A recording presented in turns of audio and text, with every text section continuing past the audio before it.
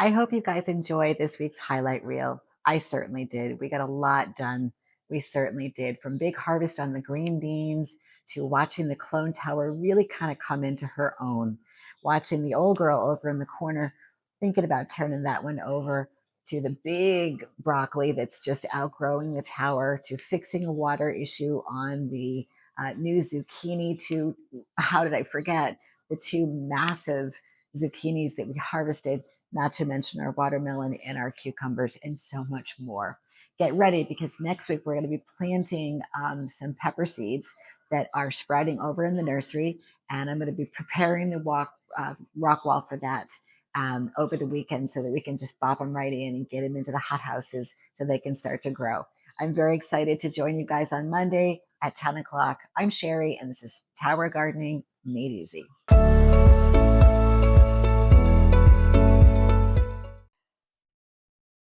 There we go. Let's just put you on the seed cam. Hope everybody had a nice weekend. Can't believe it's Monday already.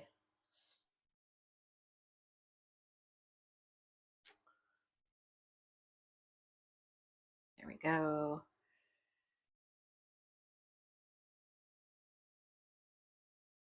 All right, let's do the big seed cam, since we're going to be here for just a second, and we can take a peek at the strawberries or slash fear factor.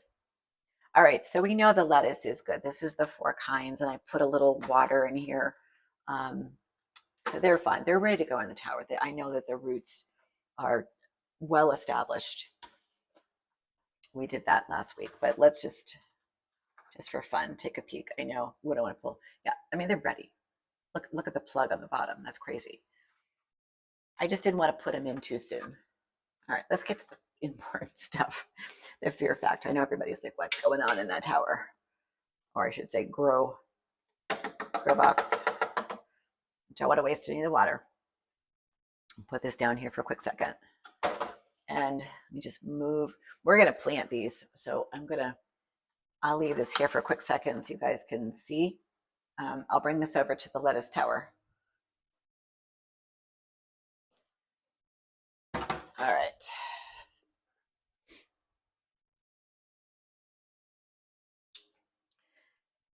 I'm going to get nice and close with a good light over it.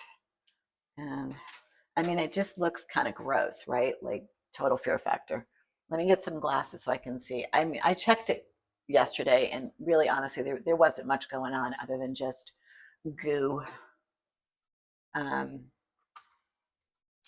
I mean, I can still see like the seeds, and they're under all of this. So I don't know. I mean, I want to give it the week and see what happens. I'm just kind of like mushing it around. But again, there's no foul smell. There's no mold. There's plenty of water in here, and I don't have any, algae as of yet. So, I mean, I just think that strawberry seeds are tough, man. When I did it from seed last year, if you go back in I want to say that there's a strawberry playlist. If you go back in that playlist, you're going to see, from the very beginning when, the footage wasn't that great. It's obviously much better now, but I'm just kind of like mixing this up, thinking it will speed things. The strawberry seeds took forever. Like, I really didn't think much was going to happen. And, I found more seeds and started over and tried it again, and, got more to germinate. And then we went ahead and we planted, and it took forever for them to get to a point where I could put them in the tower. But I just, again, I'm so fearful of the bare roots. I know people are like, they're totally safe. And I actually talked to another person in a, online, and they're like, no, they're good. But I just, when you're outside and you're starting them. All right, so I'm going to switch the camera over to 180 because I think that's the best shot for the beans. Yeah, I don't know. Like, I just can't trust someone that They're like, oh, it's not, they're not in the soil, but all it takes, guys, is one aphid. And let me tell you, it's lights out. Lights out. All right, so there are some beans. Do my best. I'm pretty sure you guys can see a little bit of this, but you'll see it in the close-up. Let me go back out. One aphid, and it starts to lay its eggs, and they hatch.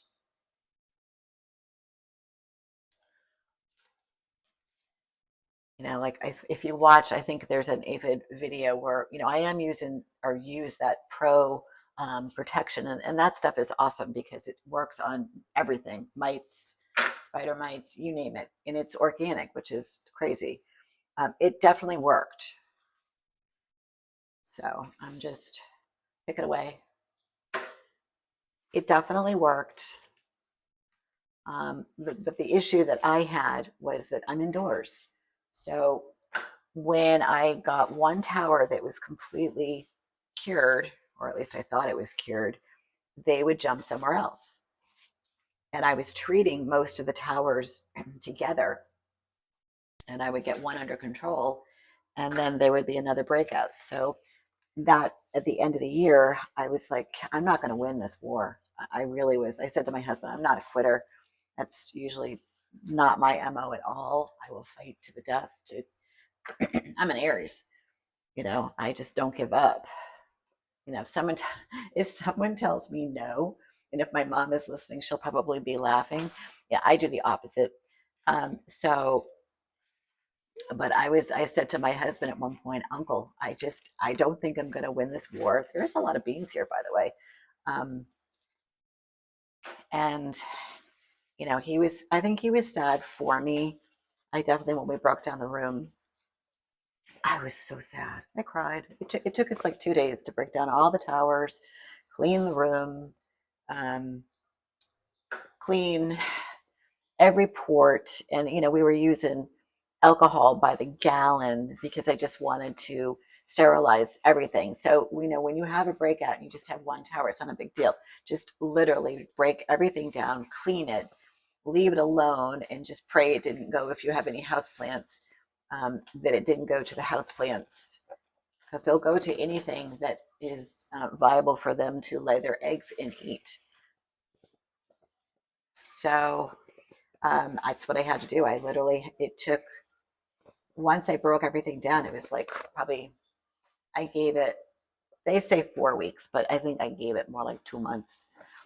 And during that course, it was, going into the bowels of winter here in Newport. Wow, we have a lot of beans. Like, I'll show you guys in a second.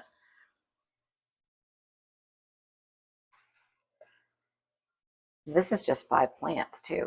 So it was, the bowels of winter here. So, I just focused on family holidays.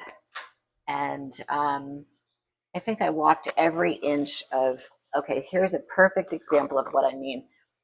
When these guys get too big, they just get very tough. So this is actually a good one that if I wanted to slice it open and take the actual seeds. But they, just like the zucchinis, once they sprout, man, they sprout, and they sprout fast, and they grow fast. But I wanted to do a harvest today.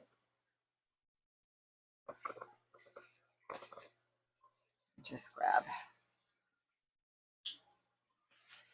before, you'll get so many, and then that's it. Then it's time to turn this tower, and wow, the amount of flowers that are on the floor is crazy.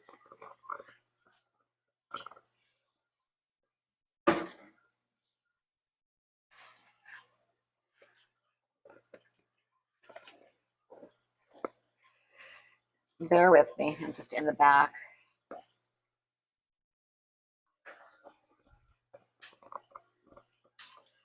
There's some leaves that need to be, because they're underneath, so they're not getting light. So I'm just going to pull them along with a few of the beans.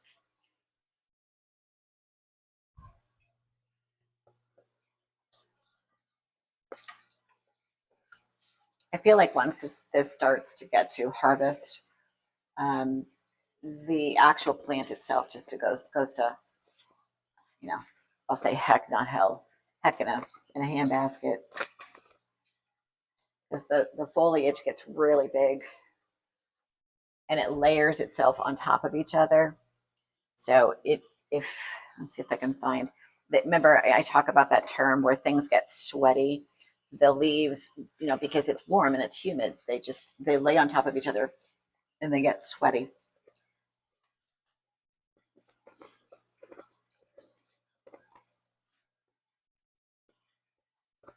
This is actually a pretty good harvest. I mean, I think I may have to make a stir fry tonight. That's how many we've got. I'll show you. I'll show you the mess too. Wow. Let's go on the other side.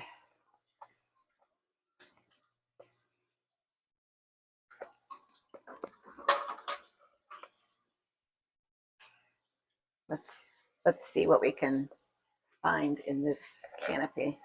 We just have to lift everything up. I was thinking over the weekend, I'm kind of missing peppers. Remember we talked about those last week, and I grew a whole big tower of peppers, but like they ripen at the same time, so we kind of peppered out. And I think that's where I was because I had done them for almost an entire year, but now I kind of miss them. So I got to go to the store today. So maybe what I'll do is that would be fun to do on camera because it's wicked easy.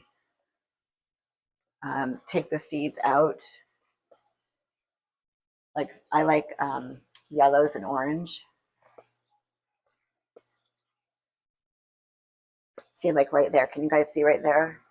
See how that leaf is sweaty because it's underneath.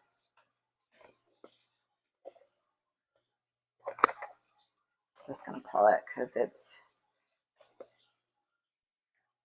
I hate to say it, but this tower will get turned over soon. I don't think that this would be a good tower to do peppers. I mean, we could try, just only put a few plants, but we could germinate the seeds. I could show you guys how to do that, and then put them into rock ball, and we could watch them, and then grow them. Maybe I will. Maybe when we turn this, we could start them. We could start the seeds now because it definitely takes a minute for them to get going. I think there's probably more in here. There's one. They just hide because they're green. You know what I mean? Haha, green bean. But they're the same color as the foliage. So you turn the leaves one way and you see a bunch. Like that one's right in the front. I should have seen that.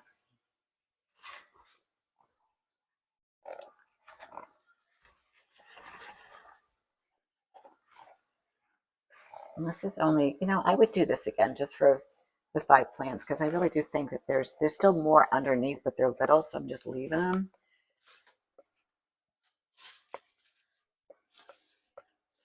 There. Boom. All right. Um, look at the floor. We'll have to clean this later. There's like flowers everywhere. It's a mess. It's okay. All right, let's take a look at the tomato. Actually, before we do that, here's the yield. That's the green beans. That's a lot. I mean, that's definitely a meal, maybe a meal and a half. So that's a pretty good yield, and there's still quite a few on there. So, yahoo! All right, so here's our tomato, and I dropped a little bit of a short. I don't do a lot of shorts, you guys. I'm trying to because people are saying that it helps the channel. Put that in the comments if you think that. Okay, I think we left off at the tomato. And I'm just going to walk over here. I got to make sure that the main mic is working. I can see it bouncing. All right, well, I'll keep checking it. But if it happens again, I think we'll have to get rid of the close-up mic. It's so weird that happened. Okay.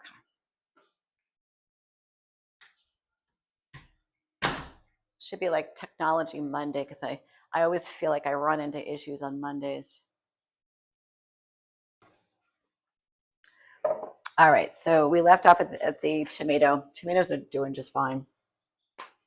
I think it was Friday that we trimmed up the clone tower, and she looks really, really good. Um, I'm loving the fact that we just did a slight little haircut and took off some of that excess foliage, and I actually made a short of this. I'll drop that, I think, later this week. And just basically just trimming like around the clusters. And it just, I think it makes a world of difference. And the reason why I say that is because the light can then penetrate the cluster, like right here and right here, a little bit better versus having a piece of like a piece of foliage that really has no bearing. It's not going to grow a sucker. It's just, maybe to help balance would be the only thing. Um, but that's really, that's all I can come up with as to why it's there. I think this happened again. It's not bouncing. Okay.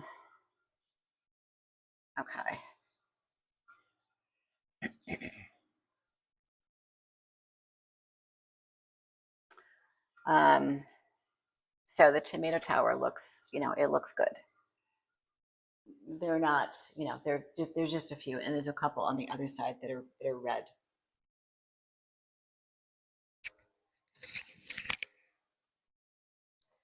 There's like one over here that's red. Not many. Everything else is yellow, but there's still a few clusters. Like if you look right there, there's a big cluster that's green in there in the back. So again, it's been now, what do you think, 3 weeks since we did that major haircut. And what I can see is that it's just kind of grown back. So don't ever be afraid to, prune. I do see a couple flowers down here, like here and here. But honestly, I'm not really going to worry about it. There's one up here.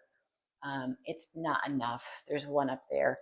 It's time to get this tower to break down soon. As soon as I have the other tower, which is here, ripen and I can start to harvest, then I'll go ahead and break this down with you guys and we'll flip it over. This is a home, so this we gotta clone and get it back up so we can just like we talked about.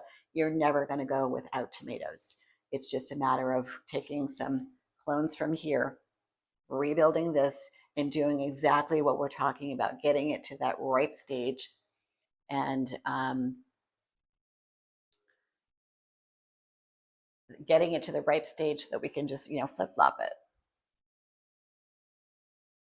Perfect. All right, so let's move on to the broccoli. I think I may have solved the issue, hopefully.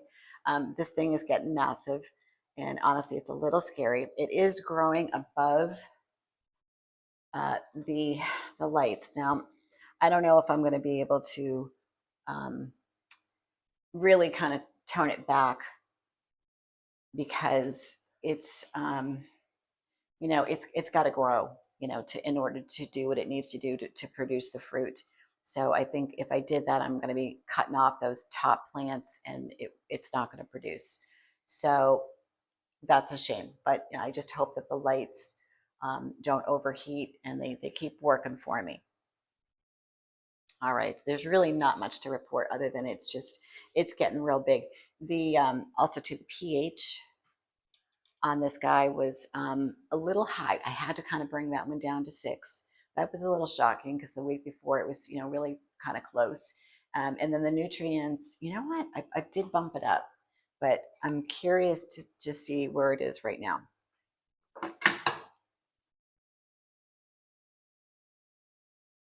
Okay. 2.9. 2.9. I think that's actually a good level. It's right where it should be because I think the paper had said, let me see, broccoli 2.8 to 3.5 is the range for broccoli. This is broccolini, same family. So let's go ahead and swivel and go ahead and put in the lettuce, these 4 little lettuce. Let me grab a tool. All right, I'm paranoid that the main mic is going to turn off. So please, if someone could tell me if the mic goes out.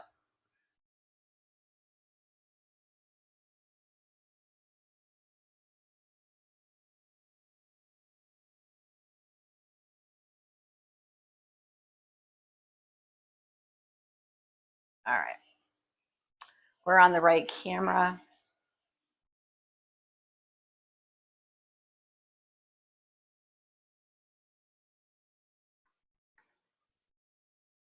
Okay, so we have a nice little root ball. Let me just move over here so you guys can see. They've been in there for a while, so they're almost to the point where they're getting a little cooked. So I'm just gonna scatter them and see what we got on the back. I think one actually could go up here because again, by the time that's ready, I'll be harvesting off of here. Wow, take a look at this. Little spaghetti there. All right, so we'll put him on the bottom. That's where I took that one out yesterday. And yeah, we're still hanging in there. Okay, so maybe they were just too close.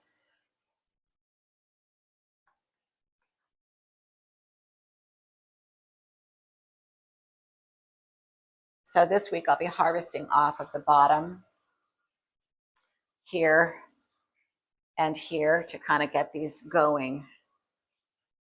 Let them fill in just a little bit more. Do I have a spot? I do. So I'm going to put this last one. I think this was the arugula. Whoa. All right, so we got some nice roots there. This is the arugula. So what I like to do is I like to wrap them around. And we'll pop that guy in there.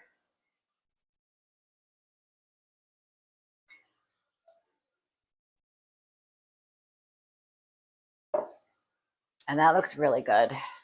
Let me just spin it. So as you can see, look, when you look up close, like on this side right here, we have in all different stages. So what I mean by that is this is very mature, have harvest off of this many times.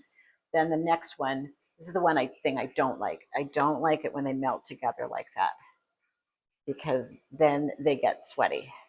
So I try to kind of bring it forward. So this one's getting close. And then this one was planted probably, a week later. So there's different stages. And that is my ultimate goal, to be honest.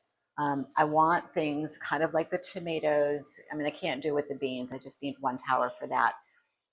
But having the lettuce in different stages so that I can harvest whole if it starts to get too old, or if it starts to get bitter. That's the other thing. You don't want bitter lettuce. That happened to me with the arugula. I left it in there way too long over the winter, and I was like, oh God. And so I got burnt out with the arugula. So I stopped growing it and just switched to different kinds of greens. But what's in there right now is really, really yummy. I like all of it. And I only did 1 arugula to kind of get that back into my diet because I love to cook with it. It has a nice little flavor when you cook with it. So like when you finish a chicken dish or something, you don't want to completely cook it down. You just kind of put it on time, and it steams it just enough that it adds just a tiny bit of flavor to the dish that you're cooking, and it still has that not a little bit of crunch, but it has a little consistency is I think the word that I'm looking for. So all right, so that's our lettuce. Leave you guys right there for a quick second. I'm going to put this back. It's got a little bit of water, so I'll stick it over here. It needs to be cleaned. Got to clean that mat. All right. So I don't think I'm going to be planting any lettuce anytime soon. I think there's plenty in here for right now. So we'll skip a beat on that. But what I will do, honestly, I think I'm ready for peppers. And I don't know which tower is going to get broken down because I definitely need, I could do just a couple on the bean tower. That would make the most sense. That'll probably be the one that I break down first because we'll do another harvest probably in a few days or so. You can kind of see it. It'd be easy to break it down, and I bet it's relatively clean, so I probably wouldn't have to. Yeah, I'll probably just clean it anyway. I just like to start with a fresh, out of the dishwasher type of tower. And by the time I do that, the seedlings will be up. So I will go get peppers, and we can start that process tomorrow. How about that? All right, let's get on. We're gonna save the best for last. So we'll break this down in a minute. Let's just finish going through the towers first before we go over there.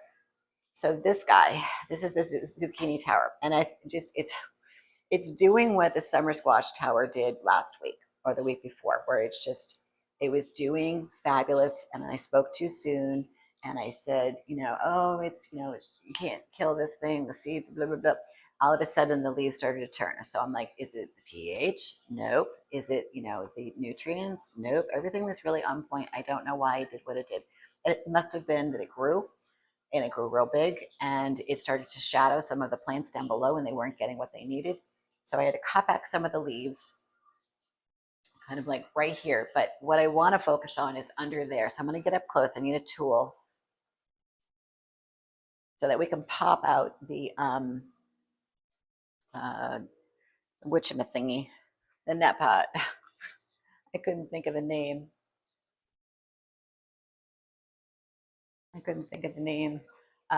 To relocate the one that's under. You can kind of see some of the leaves that are right there.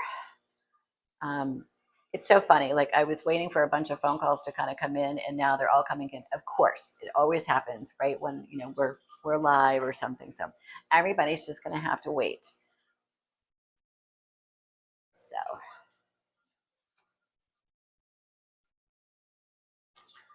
all right. So was it this guy or was it this guy?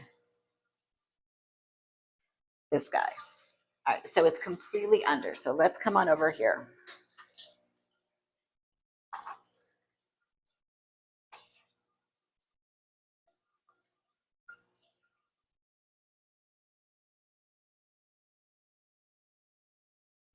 Um, it's under here. So look at this leaf right here. I'm going to back it out just a smidge. This leaf right here is covering this whole plant. So it can't get light.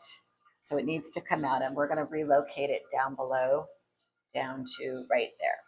So I'm going to stand you guys kind of right there so I can get into the net pot. Oh, hello, ladybug. I'm trying not to hurt the big leaf, but I may have to. And it's going to just continue to grow and get bigger. So I just got to get in here and do my best and try. Ooh, I just cracked it. Get into the net pot. I got to get my fingers underneath it.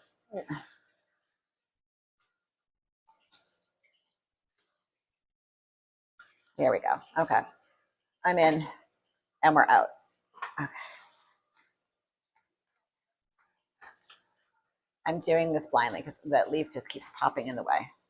All right, so I'm going to pull. Oh, there's a lot of root. Like a lot of root. Holy smokes. Maybe that's part of the problem.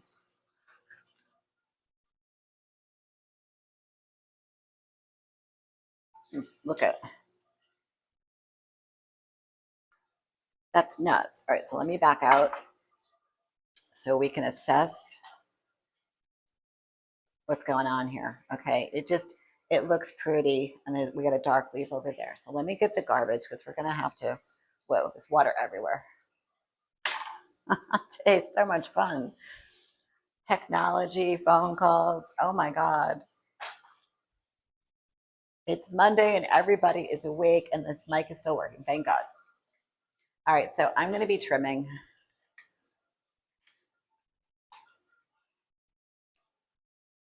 I can't put all these roots inside. So I'm just going to give it a little haircut. And when I'm in here, I'm going to do a little clipping of leaves I had to cut.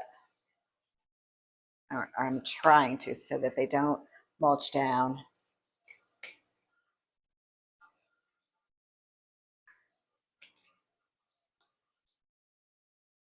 And we're going to put this back in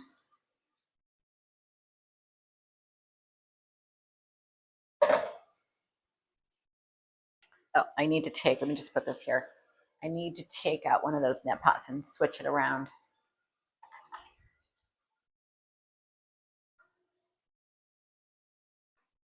All right, so that's an empty one that's going to go back into that spot where that was. Wow, that was a lot of roots.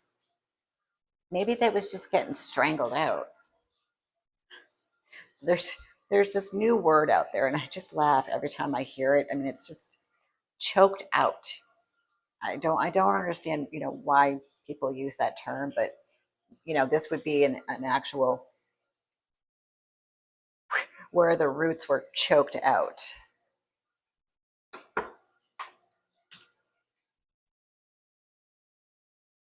All right, so this tower definitely it's having a moment, that is for sure.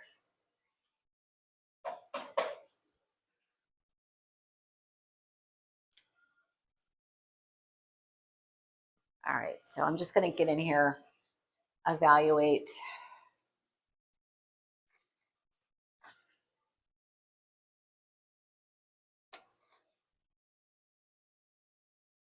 I got some nice flowers, but no, nothing pollinating. Even in the back here, it's not happy. I mean, there's plenty of light back here. There's just something going on.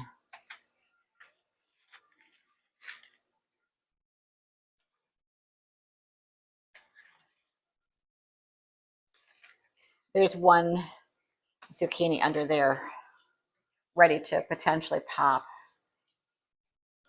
Let's see if we can't get in. You can just tell by the leaves, like in 1 week, man, it just like right there, the difference in the leaf color over 1 week.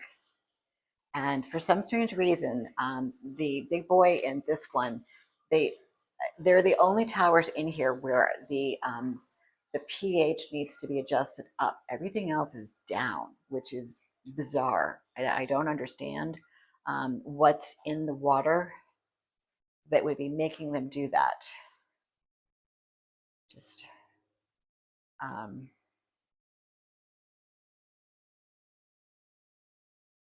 checking the camera, making sure the mic's working.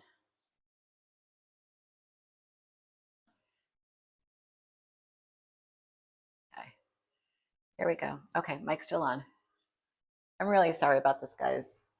I'm trying to do my best, trying to get better volume with the close up and better volume, or obviously appropriate volume for the live. And because people have mentioned when you do the close up, you walk away.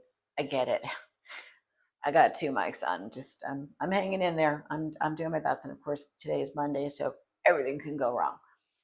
But anyway, back to the tower. All right, so what we have here is, it's looking okay. I adjusted everything yesterday, so obviously it's not going to change overnight.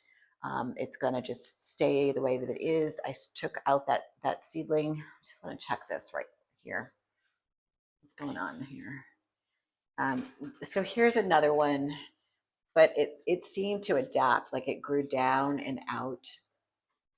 I mean, the other thing that I can do is get in here and just prune back some of these big leaves until everybody has a chance to, that one can stay. Really just grow.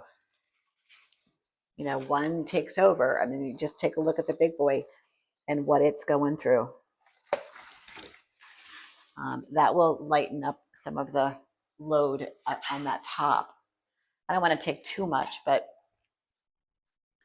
I need it all to kind of grow together, and it needs to kind of come out. And the other thing I can do now too, hopefully not cracking this, is get some of these leaves, not that one, to grow up and over and not down, because it will not only, one, lift the plant, but the other thing that it will do is, obviously give it air. This is the 3 things: light, air, and water is what we need. So, it will give it more light underneath. It will give it more airflow, because it's starting to get, warm in this room. And I'm not going to change that. That is just the season.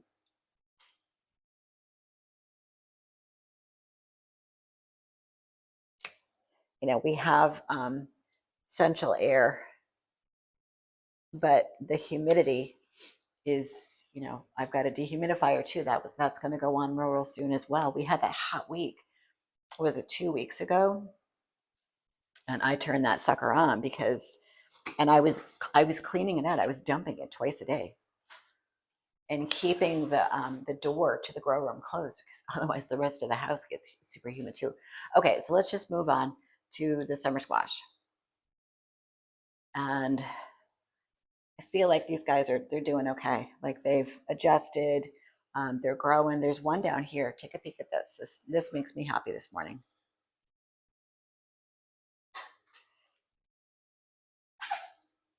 She's pretty. I mean, just get down a little bit closer. I mean, it's growing. And remember how I talked about the two-tone? See how this is a little more yellow and this still has that faint green to it. But as it grows and grows down and it gets the light from the wand, it will even out. So I know when that first happened to me, I was like, what's going on? Is this because it's, you know, being grown in a hydroponic system? But it's not. It's just, it's Mother Nature and it makes you curious. Everything else looks pretty good. I'm just going to swivel around to the back here. I got a leaf right there that we should probably trim. You guys can probably see it. Oh, hello, ladybug. Sometimes I feel like they follow me around. It just jumped.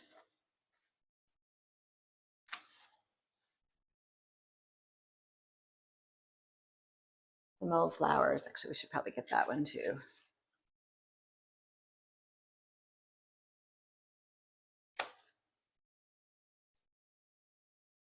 Again, there's another one. Oh, that was damaged. Sometimes they just, when they grow, they like, you know, the leaves not only layer themselves, but they kind of pinch each other. So we got a little fruit over there that I think we pollinated this one on Friday. Under there. And we'll see what happens with that one. It looks pretty good, actually. All right. So here we are, cucumbers. Mr. Cucumbers. And Mike's still going, okay. I'm paranoid today. All right. And yeah, so I put the higher nutrients. Let me just check what they are because I forget and I would just want to give you guys an accurate reading.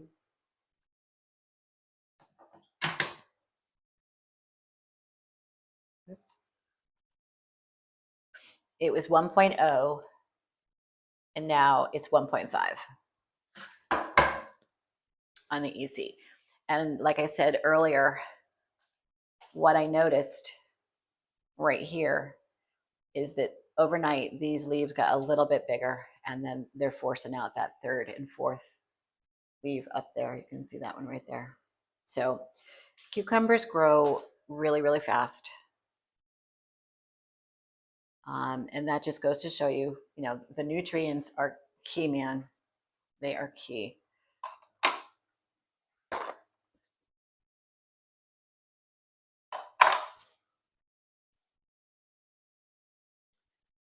But you don't want to hurt them. Like you don't want to put too much too soon. That's why I gave them a week with the 1.0, and then these guys are ready. Bump them right up. All right, let me switch the camera over to the right since we're going to go to watermelon next.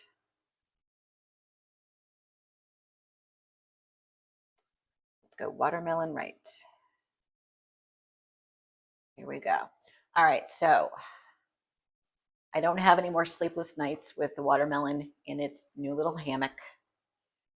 It's liking its home right there. She's beautiful. Let me just move this out of the way. Actually, I'm going to clip this, I think, or just kind of tuck it over here. I don't want any foliage in the way of the light. I'm just going to break that off.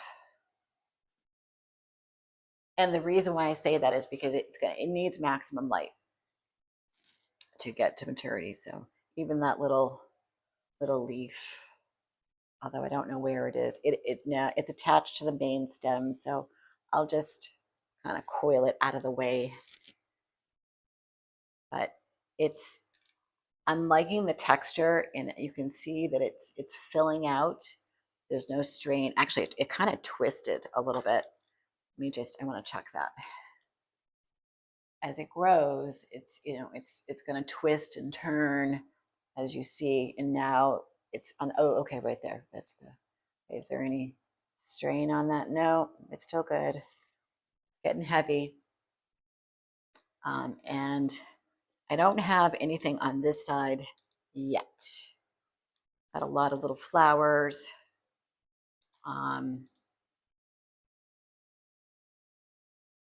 There's one that could be pollinated. Oh yeah, right there. Oh, you know what? I think it's on my desk. I'll have to do that a little bit later, but if you see that flower right there, that needs to be pollinated. And my brush is upstairs. Here's a few more. We'll grab those. So let's take a peek up here. So we've got one that's, follow my hand right there. That's definitely got those vertical lines. That's the first indicator that they are, liking the light and the spot. It's dropped. The flowers kind of dried. So that definitely shows a little bit of promise. There was one on the bottom, if you guys remember that from the past week, that did not make it. Unfortunately, that would have been the beautiful spot for it to grow. It had light and it actually had a place where I did not have to put it into a hammock. Bummer. But here we got this one. I don't think I'm going to leave it, but it's got a spot right there. So I don't have hope for that one. But are you guys ready? Let's get to the back side. And I'll take you off the stand, and so we can get up close. But I will tell you that this addition, and again, I'm not trying to push this light too much, but it really did solve that problem in the center, where you've got, there was no light. And so as a result, we weren't getting a lot of action on the backside, but we do now. Look at, so we've got the next pollinated. We know that's good. It's dropping, and it's definitely bigger than the tablespoon. Come up, there's one to be pollinated over there. But if I go through the light, like here's one right here, we can't see, right there, that shows promise because it's right there in the light.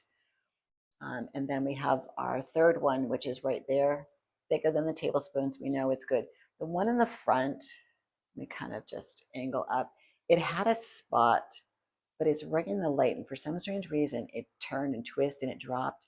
So I'm going to say that that's a maybe. We've got some flowers down here.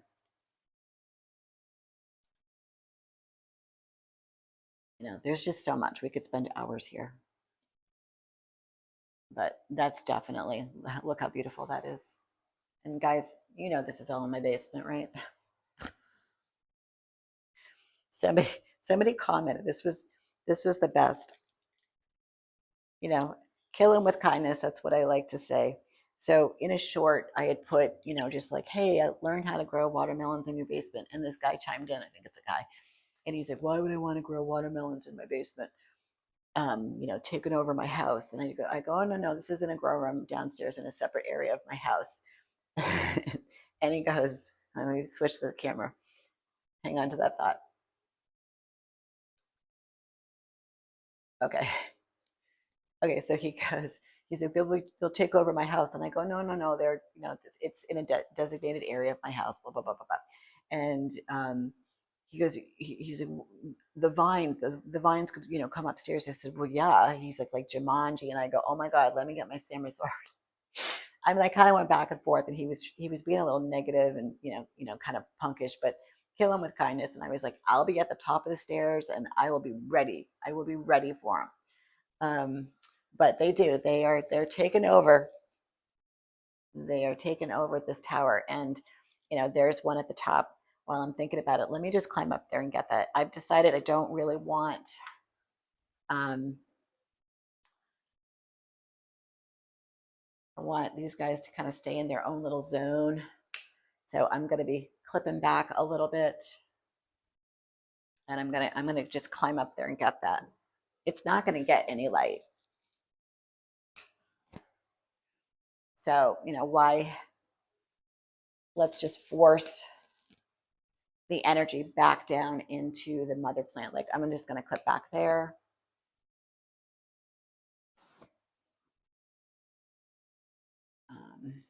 That's okay.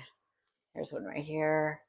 You know, if they're too close to the light or, you know, they're going to the ceiling, it's just not worth it because they're just not going to get enough light. I mean, they'll get a little from the bounce of the ceiling, but it's just going to force the energy back into the main two towers and what they're trying to focus on, and you know, producing more fruit. We've got three that we know of right now, and there could be maybe a fourth or fifth, and of course there could be something that's hiding that I don't know about, and that's what happened last year.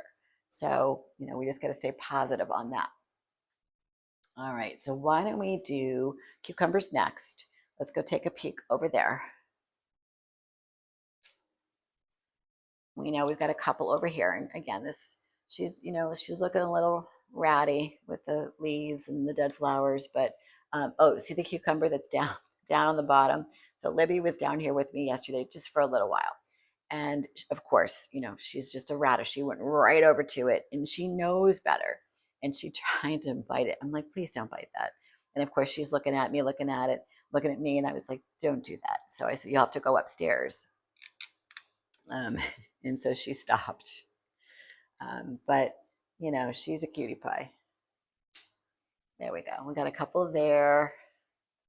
And then these guys down here on the ridge, right there, they're ready to be harvested. And I'll probably do that. Oh, I made a salad last night. My husband was like over the moon. I guess he gets tired of lettuce. I don't blame him. And I took a couple of cucumbers and I hollowed them out because I don't eat the seeds. I can't digest them. And just as a rule of thumb, there's a lot of seeds. So I suggest clean them, wash them, scrub off the thorns because they do have little thorns, and then scoop out all the seeds. You can try to, you know, second generation, use them, dry them out, put them in a fridge, and then go ahead and harvest, but germinate them, or just toss them. You know, your choice, but don't eat them. Like really, they're not good for you. I mean, the cucumber itself is a superfood, but the seeds do some damage as they kind of go through your system. And that's a whole other conversation that I don't want to get into right now. But if you're curious, leave a comment or just send me an email through the Tower Gardening madeeasy@gmail.com link. And I'm happy to hook up with you through nutrition and explain that in a greater detail. But it is kind of a lengthy conversation. We want to talk about gardening. So we got our little, you know, cucumbers in their swings. We got one right there. This guy should be harvested. He's pretty big, but he's happy in there. And we've got some, you know, new growth on this side. Got a little baby one right there, one down there, and then some over there. All right, I want to get to the best part of today, which is the big boy and doing the harvest online. So I'm going to put this over here, and I got to disconnect, or at least move the time camera, and then we're going to get you in close. So let's go ahead and move this first, and we'll put this up here.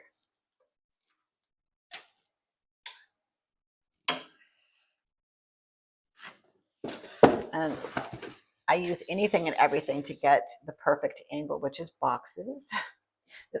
This was actually garbage. Let me switch the camera so you guys can see. Let's go left. What does left look like these days? Let's go to the start, morning start. I think that might be a little bit different. Yeah. Okay, let's do that.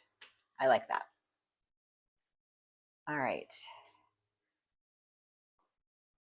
You guys ready? You psyched? I'm psyched. This thing is going to be a monster. Okay. I'm just telling you. This thing is huge. I should have brought down my food scale to see how much it weighs. Camera's rolling. Do you guys remember back a couple weeks ago?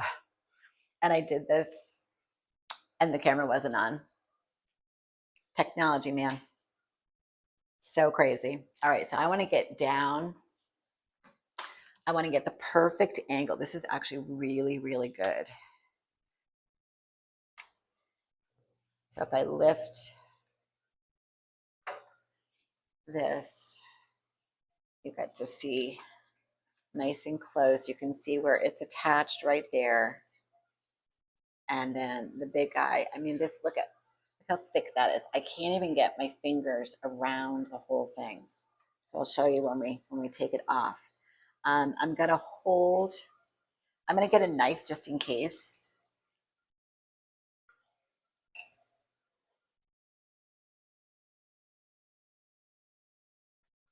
But my goal is to twist, and you can actually see there's another zucchini right there, which should pop tomorrow.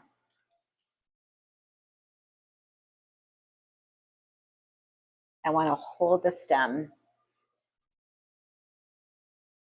and I'm going to twist away from the vine. There we go. I didn't even need the knife. Perfect. That was a perfect, perfect break. So let me come out.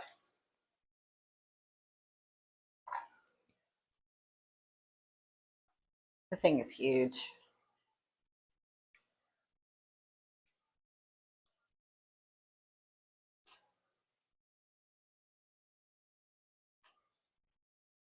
Let me grab it. Wow. Look at that. I mean, it's so big that it's got its own like grooves in it. And look at, I can't even get my hand around it. That's like the thickest part. Pretty big, right? Do I have a measuring tape down here? I used to.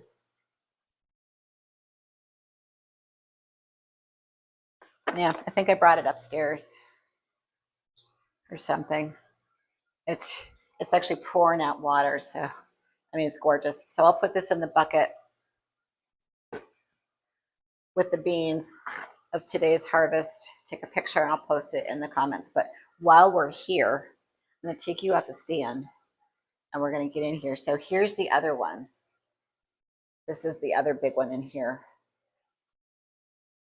Just move this back because there is one that's going to pop tomorrow. There's a little one down there. Don't know if that's pollinated. I know we did it, but whether or not it worked, I don't know. Clean up some garbage as I go. So here's the new seedlings. And remember we pollinated that guy last week. He looks a little bit bigger. Now this is a new seedling, so I don't anticipate ladybug a whole lot. There was one over here, right there. And I would say that that's pollinated because it's dropped. And there's the flower right there.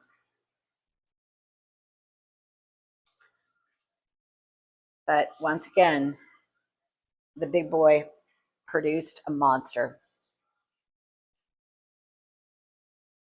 And they just keep coming. It's crazy, right? You know, I don't think I can say this honestly, I've never grown a tower like this. This is the first one where it is, I'm trying to think how old it is. Um, I think I want to say I started this back in November, you know, so it started to look like this. And here we are now. It'll be May 1st on what, Friday? So we've definitely gone beyond my rule of, you know, flipping the tower, but how can I take this down when it continues to produce, you know, bigger than grocery store? I mean, you're not going to find that in the grocery store. So it's kind of crazy. And, you know, we're growing our own watermelon. Here's another one over here. I just started that at corner of my eye. It's right in the light, so let's see what happens. But definitely need to go get the my brush. The watermelon towers, when I adjusted them yesterday, they're both at 2.4 right now, and pH was between the normal, the 5.8 and 6.0. They all look really good. I did clean up some of the brown leaves that were on the inside the other day. I mean, it's going to happen. They get old. Now I see a stem right there that I just, again, don't need a watermelon growing on the top of, the lights. That's not healthy for the tower. Again, I know that this produces a lot of food, but the bottom line is you've got to keep the integrity of the towers healthy. Otherwise, you can't grow, right? And that's kind of the bottom line. So let's just take one last look here. Close up look. This will give you a good perspective of, how big this sucker is compared to the green beans. Barely fits inside the tray. That's like one of those takeout trays. All right, so we'll definitely have that for dinner. Here we go. We're at the seed cam and grab glasses. We'll just take a quick peek at the strawberries and see what's going on. Again, this is week 2. I'm not expecting a whole lot. Again, this is just an experiment. Let me just shuffle the lights away and flip it over. It's just definitely composting down. I don't see a whole lot other than it's just composting down. I do see the seeds there. They don't really seem to be doing a whole lot. I'm gonna, basically give this to Monday and then just call it a day. I'll probably, if I can, there's no smell to it, and there's no mold. So I'll probably just scrape off the tops because I didn't make a big hole, rinse them out really well, let them dry, and recycle the rock wall. And then, maybe I'll try the bare roots. We'll see.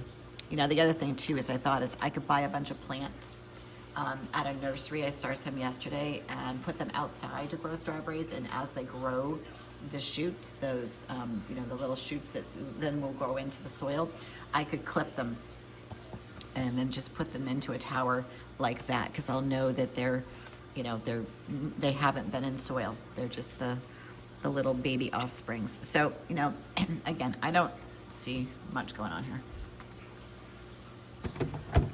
But we tried. I mean, who knows? By Monday, there might be some little shoots. I have no idea. I don't know what to expect. But we tried. And that's really what matters. But let's move on.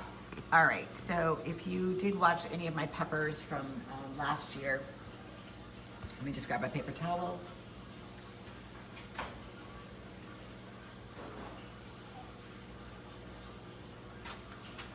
I did do a whole flex tower, and I did the small variety of peppers. I wonder if I still have the seeds. Hold on. I may have them. Not sure. Let me just take a quick peek. I have all my seeds.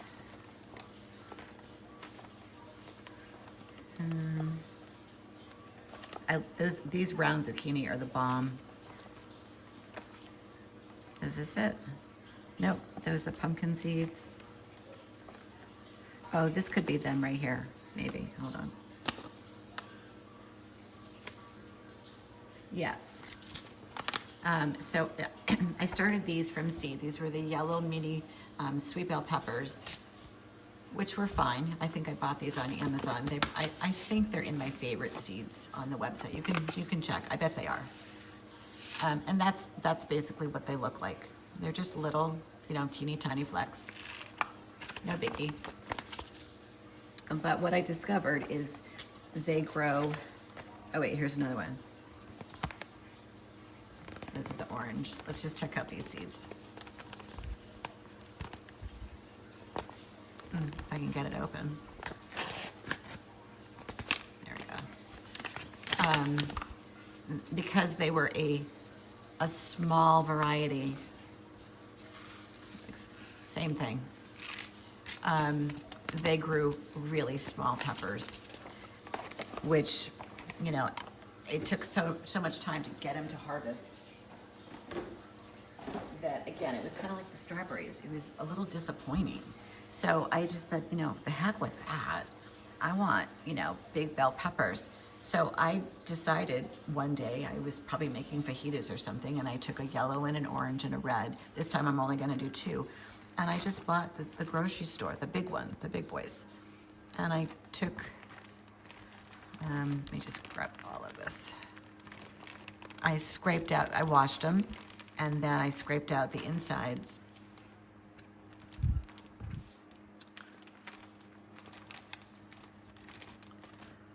Of the seeds. Now, there are a lot of seeds. I just kind of flung them in there. I'm only, again, when I plant these into a flex in a little bit, I'm really just only going to be doing just a couple, because these guys do get really big. They get super heavy, and they honestly would be a very good candidate for that hammock, because that's how big they get.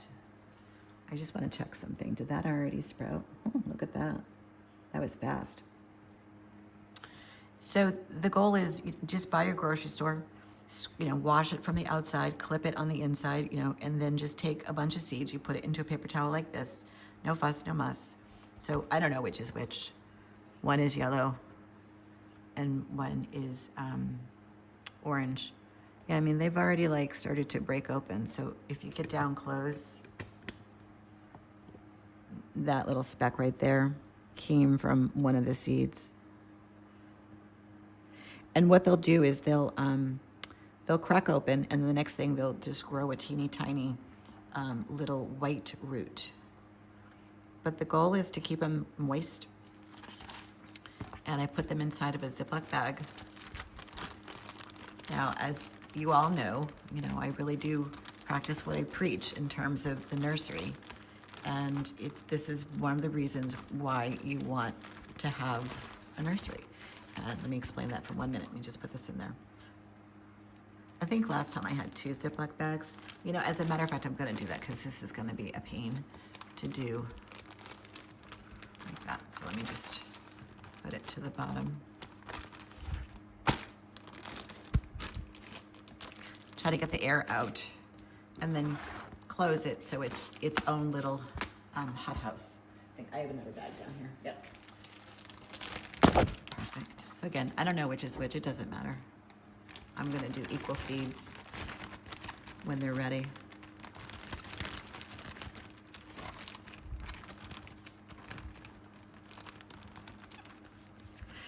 And then close it.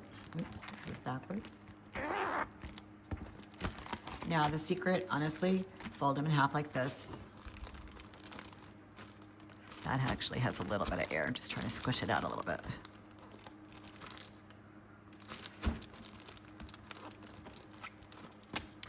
They need to be on a warming mat. They don't necessarily need the light, but they need some, just a little bit. And just having the, you know, your spider lights, or if you're using a grow-rium light, or any type of light, grow light. They just need a little bit, that's all. And then once a day, ready? Flip it over, like that. And then the next day, turn it. And in about, I don't know, that a couple of them already cracked, so I would say 3 to 5 days, you're gonna have the seeds be germinated with a teeny tiny tail, and at that point we'll go to the next step, which is to go ahead and put them in rock wall. And I'll probably put 2 to 3 seeds in each rock wall, and then I'm just going to do a couple plugs, and we're going to turn over the green bean tower. So let me just switch so you guys can see me and I can talk into the camera. Bear with me. Okay, so I can talk into this camera, and then you guys can stare at the seeds a little bit. So we'll go ahead and put them in our rock wall. We'll put them into our hothouse like this. And then in no time, they will sprout up and they will grow little pepper plants. Now, I think there is a time lapse. I'm pretty sure there is. If you want to go check that out into the playlist that says time lapse, I'm pretty sure there is a pepper and we'll be able to watch it. And maybe what I'll do is, because we're done with the zucchini, I can put the time lapse on there and we'll do a separate one for this batch because it is a different variety. And then when they're ready, we'll put them into the green bean tower. We'll flip that over because it's just about done. We're gonna harvest some beans. That's the next thing right now. But as you can see, doing this on the warming mat is so easy. And we've already, consumed the peppers from the grocery store, so they're gone. But look at the food from two peppers that probably cost me, I don't know, maybe $1 each. I don't know. I try not to look because the food down here is so expensive. But I know just a little bit of water, a little bit of nutrients, and a little bit of energy, I'm going to be able to grow a bunch of peppers. And when I mean a bunch, probably a lot. And I wish you guys lived closer. If you did, let me know. I'll drop some off because they just grow and they get so big and I get sick of them. So, all right, here we go. Let's get going to the green beans. I think the 180 is the best shot. Let me just take a peek to see what you can see.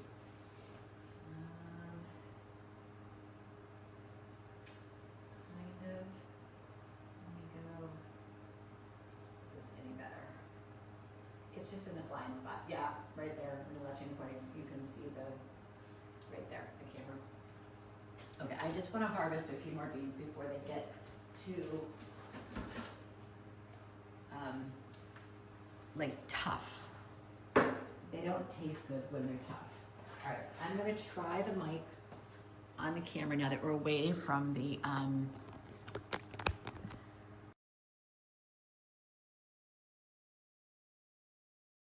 and it's on. I'm gonna try to keep it separate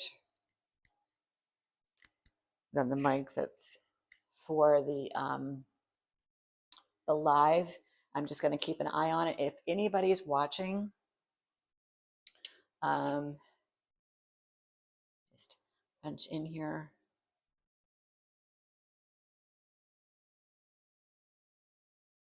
Good morning. There we go. All right, Cindy, if you're there, let me know if if any of the mics, like the main mic, goes out. You're good at that. All right, let's go ahead and do the beans. I just want to grab what's here. There's just a couple. The ones that I harvested on Monday are still in my fridge, so I'll add these to them. And they're pretty good size. They just grow so fast. They grow so fast and they're so yummy. So funny, like I grow something for a little while and then I'm jonesing for it if I don't have it, and then I grow it and then I get sick of it, like the peppers. The peppers, when we get there, when they go in the tower until they get to the point where we pollinate, that's another one that the toothbrush works really, really well on. I just go around and zap those little flowers and they release the pollen. They're another one that has the male female, like the tomato. And we're going to make another mess looking for beans. Those little flowers.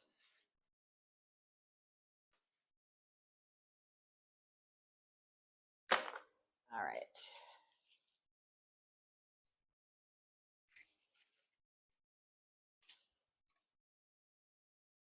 I thought I saw some in the back. Let me just swivel this.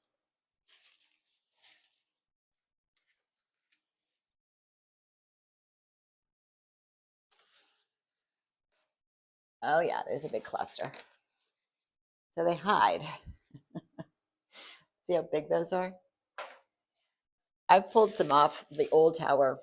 I couldn't believe, and I didn't want to even eat them. I just cut them open for the seeds. That's how big they were. And again, as you harvest off of this, each time, obviously, it's going to be less and less. And I'm starting to see the leaves, oops, turn. So, did the mic go out? It did. Let me turn this one off. Can you guys hear me? I just don't think it's going to be.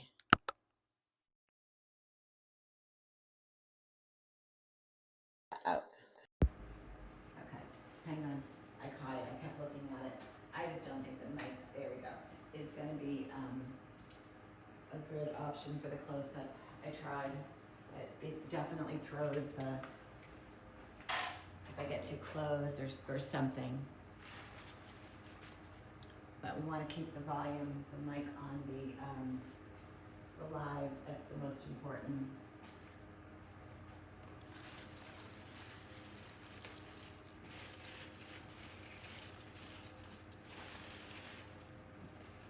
Anyway, so I'm already starting to see the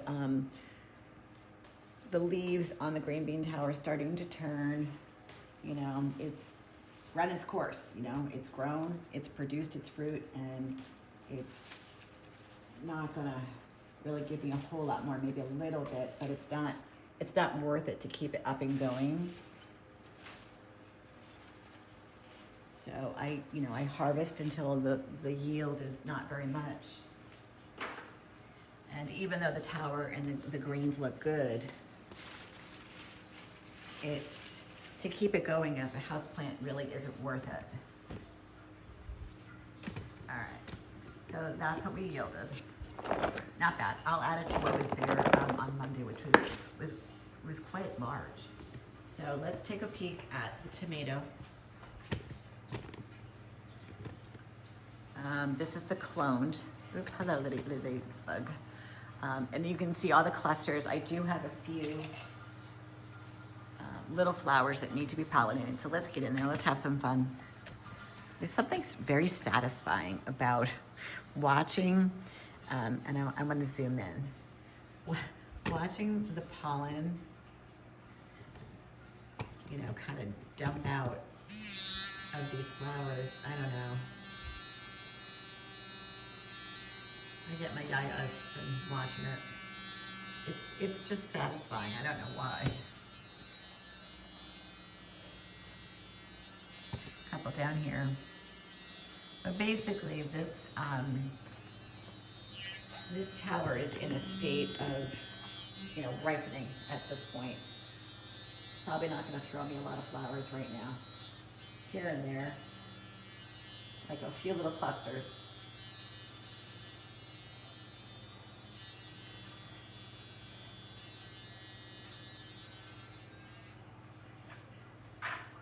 A few little clusters here and there, but really this is the state that it's in is just, it's going to ripen because I gave it a haircut trying to get that unnecessary foliage away from the clusters so that, you know, the tomatoes can just go lush now.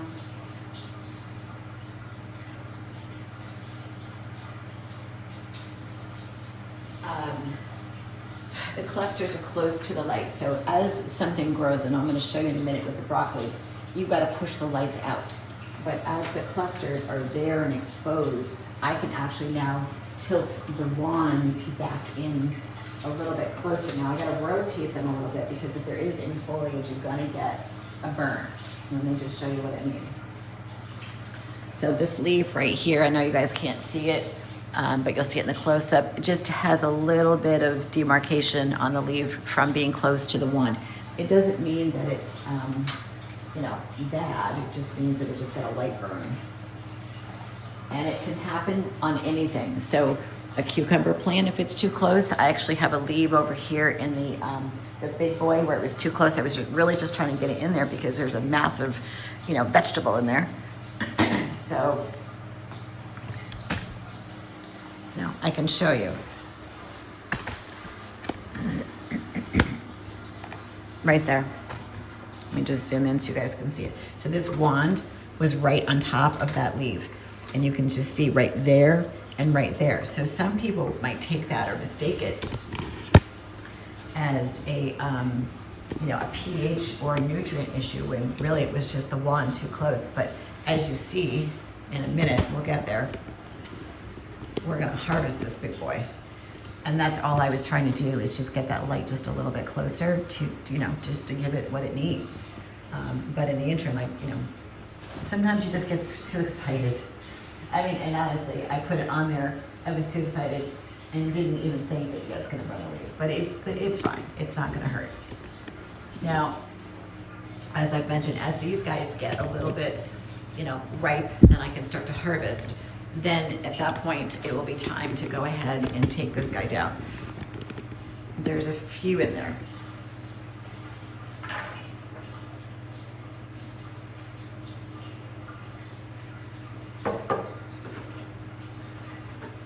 What can we add to? I have 3, makes me very happy. I have 3 red tomatoes that I just want to grab. They're kind of in the back. I've got a big cluster of reds back there. That's the only one. Oh, there's one. Everything else is yellow, but I do have more, so I'm going to bring that wand just a little bit closer to get the rest of them right, because I have so many yellow, which is, it's fine. Like, I'll eat them. It's not a big deal, but I don't know. That's really yummy. The taste, the sweet, it's just so good. All right, so let's go ahead and move over to broccoli. As you can see, it's a jungle. It's getting really big. This is when I get scared, because it's just one of those very big leafed plants. And you know, you got to grow with it. That's the only way I can think of, is you need to grow these big leaf plants, whether it's zucchini, summer squash, broccoli, kale would be another one. Anything that produces a leaf that's this size, you just have to grow with it. And what does that mean? It just means you just need to be aware that your tower garden is well made, well thought out, well designed. I mean, I really don't have a bad thing to say, other than I wish that there was a light option for 6, not just 4. And I know that, you know, they probably say, oh, it's plenty of light. Well, yes, if you're growing lettuce that stays contained, okay, this isn't it's gonna get bushy, you know, and it will be a little bit of big leaves, but not like this. If I had 2 extra wands here and here, I really wouldn't have to move and dedicate.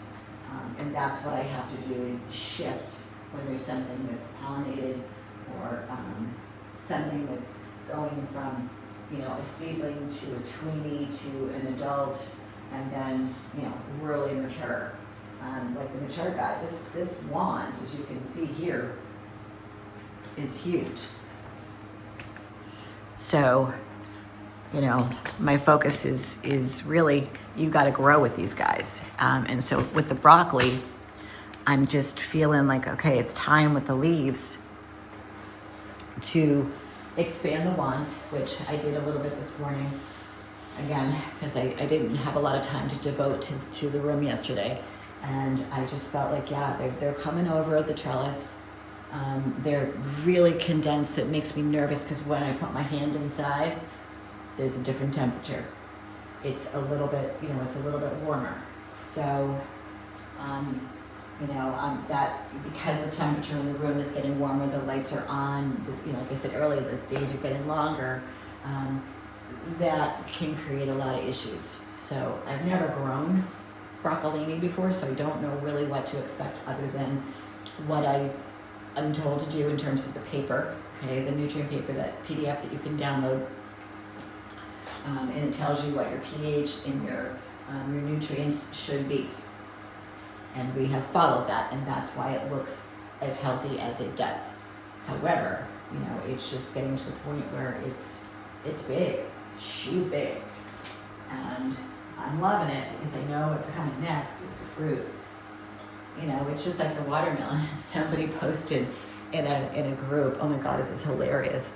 They posted in a group, when they saw the watermelon, they put a cat face, and they were like, oh my God, what are you growing?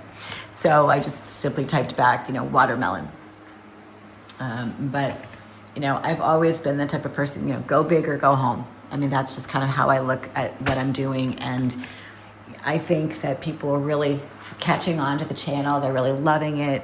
You know, I'm just really taking vertical farming to the next level. Like, just really, I'm doing it indoors, guys. If you were outdoors, like some of the other creators, it's real easy to do this, because you have Mother Nature to help you. You've got bees, You've got, you know, ample water supplies with hoses, things of that nature, and you got your natural sunlight. But I'm doing it indoors in my basement under grow lights with LED, and you know, I've got the spider lights, and then we've now the growrium that seems to be really, really helping on the watermelon. So there's another layering of difficulty. But we're doing it, and we're about to harvest a massive zucchini.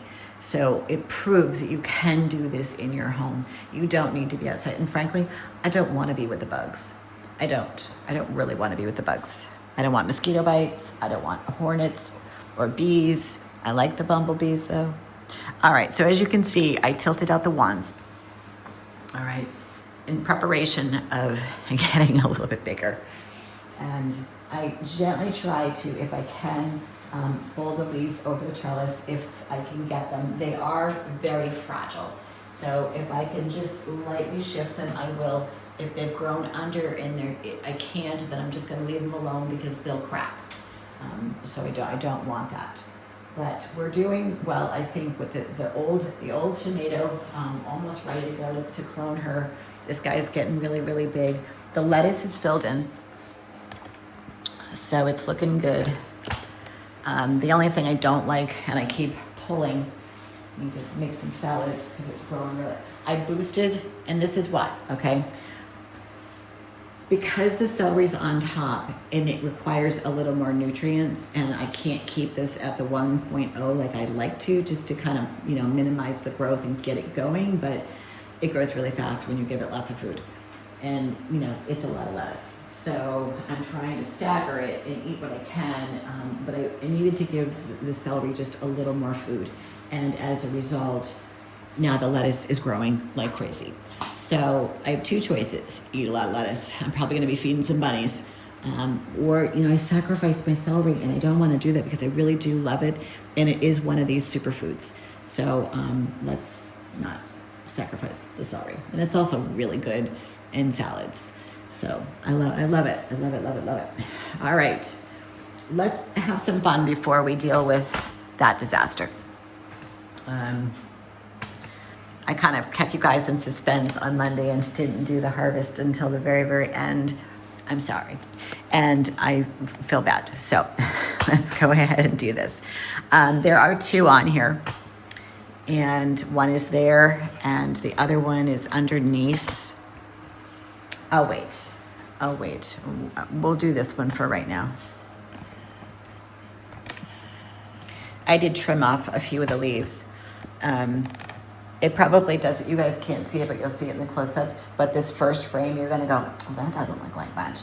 But when I pull this off, you're gonna be like, oh my. It's bigger than grocery size. And what I love about the zucchini, when you cut into them, like if you let the cucumbers go too long, they're too seedy. So what I love about the zucchini is not seedy at all. It's just a really, really big, you know, piece of fruit. So I think what I'll do, it seems like it's because it's so heavy, I'll be able to twist off, but I want to get a really good money shot and get in there and do that. So I'm going to move some of these leaves. I'm going to move the wand in preparation.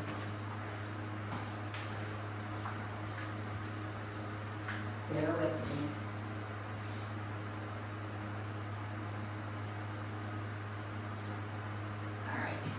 You guys ready for this? The other one's still sitting in my fridge. I have to keep cutting them up and freezing them because I can't eat all of these. And I meant to bring some north to family, but I totally forgot. All right, so I'm gonna get in here. I'm gonna get down. Oh my God, guys. This thing is massive. And so you just gotta bear with me.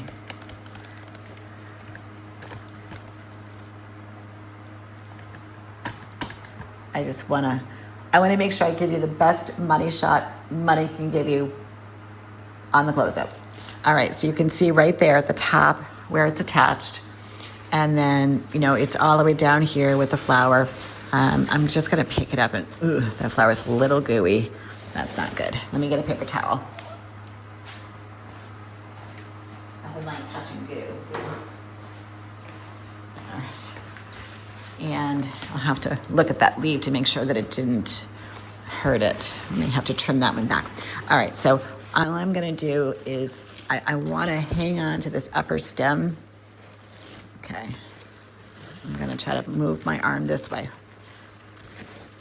to get the full shot. I'm hugging the camera, if you guys can see me. I wanna hold the main stem as I twist. God, the break. There we go. Very clean break. And there we go. Let's get some measurements.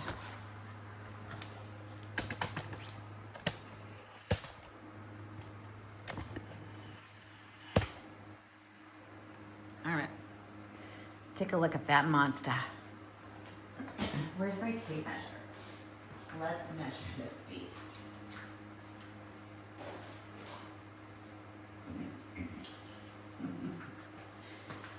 All right. I'll do this on camera. From just the, I won't even count the stem because that's not fair. I'll do right from where the beginning of the fruit is to the end, 12 inches. You can see right there. Just so it's, I'm wrapping it around. And the, I cannot get my hand around it. That's how big that is. And we grew this in the basement under LED lights. So you can do it. All right, we're gonna put this aside. And it has to weigh like, I don't know, maybe I would say 2 pounds. That's a 2.5 pound zucchini. Now there's one on the bottom.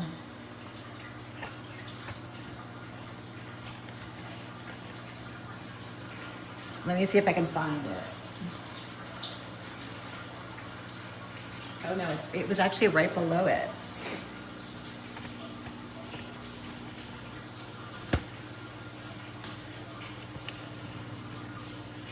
All right, let me move the camera in. All right, see it down there? It's not getting a whole lot of light, but you know, it's doing okay. Maybe what I should do is move the wand.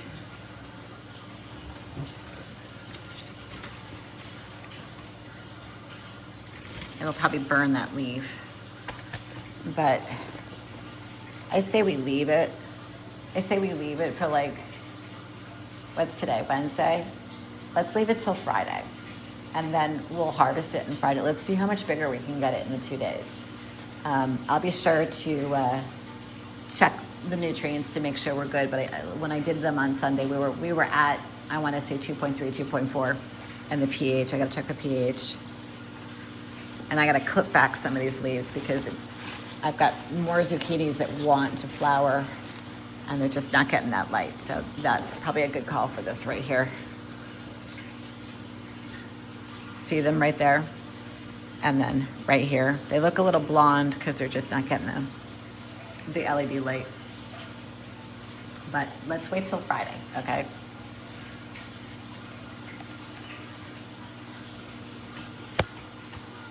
That'll be the thumbnail for Friday. How big can we get it? All right. Well, that was fun. All right, so I want to move on to, well, let's just go here. Let's go to the summer squash. I think that there's one that needs to be pollinated. I'm going to just do it on the close-up real fast because it's just a short little one. And then I want to move on to correcting the mistake. Get my brush. I think we're on the right screen for that, but again, it hasn't blown flat.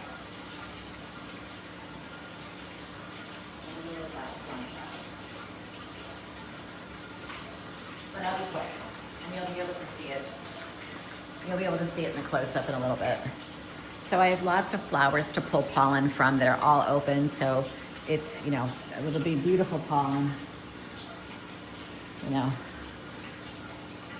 like butter.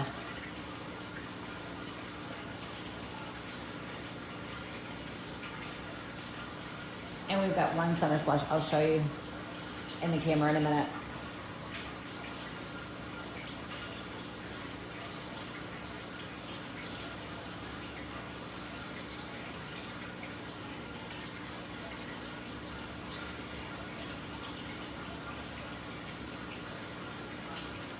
Just slapping a little bit of pollen into this tiny one. Let's see what happens. It's real small. When they're that small, I don't get emotionally attached to it. But I will say that I have lots of flowers to choose from.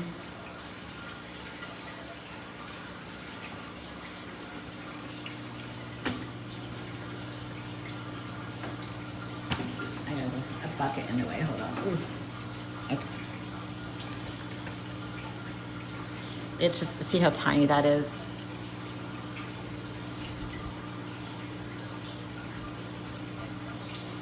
Let me see. I mean, there's one down there on the inside. What's that guy? I don't think that guy's gonna make it.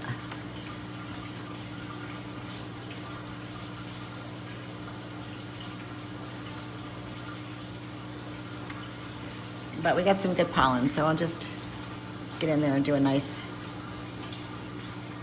layering of pollen and see what happens. You just never know when they're that small, because there's one right there underneath. Remember that was the tricolored one earlier? See how it's stretching? If you go back a couple days in the lives under, and then just scroll fast into the summer squash, that was two colors, darker. This is yellow, this is more green, but you can see how it's evening out now. And it's pretty good size. I don't know, it's better.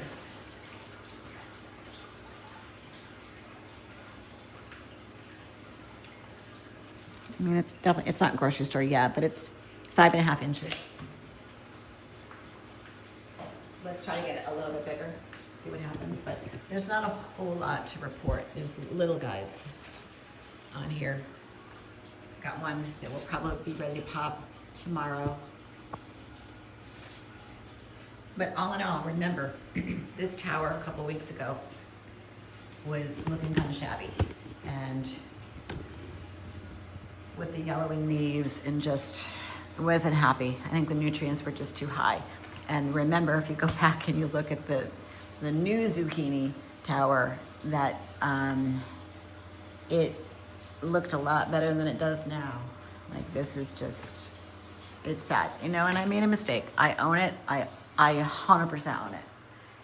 I think I grabbed the wrong bottle. I don't know for sure. I just go, how did it go so south so fast? And all I can think of is that I had a brand new box, cardboard box of A and B. I grabbed the one that I needed and I put it into where I store all my stuff. And then I had already started, so I'd already put one in there, and then I think I took the cap off and then I grabbed the new bottle, which is the one that I already added. So the nutrients were completely off, completely. So instantly, within 24 hours, the leaves started to get, you know, real yellow, not brown, because that's like a burning, they were just more spotty yellow, and they just, it was happy. It was really unhappy. Like, angry. So all I did was just start pruning. I just started pruning off, you know, everything that I could, and it will grow back. I mean, that's just these things grow. Once I download the big boy time lapse, you're gonna see the leaves grow in real time, how fast they grow. So I'm not concerned, because, you know, we brought, you know, the summer squash back from the brink of death, and we can do it again. But I didn't do a water change with the summer squash. I just lowered it a little bit with just a couple gallons of water and watched it.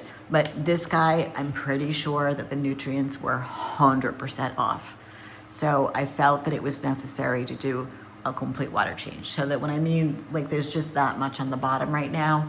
And what I'm gonna do is I'm gonna put in fresh water, and how I'm gonna do this is this is my old home. You'll see this in the close-up, with an extra pump in the white hose filled with water that I use from the sink out there, and I just put it in and fill it up. Now, what I want to do, okay, is even your tap water has nutrients in it.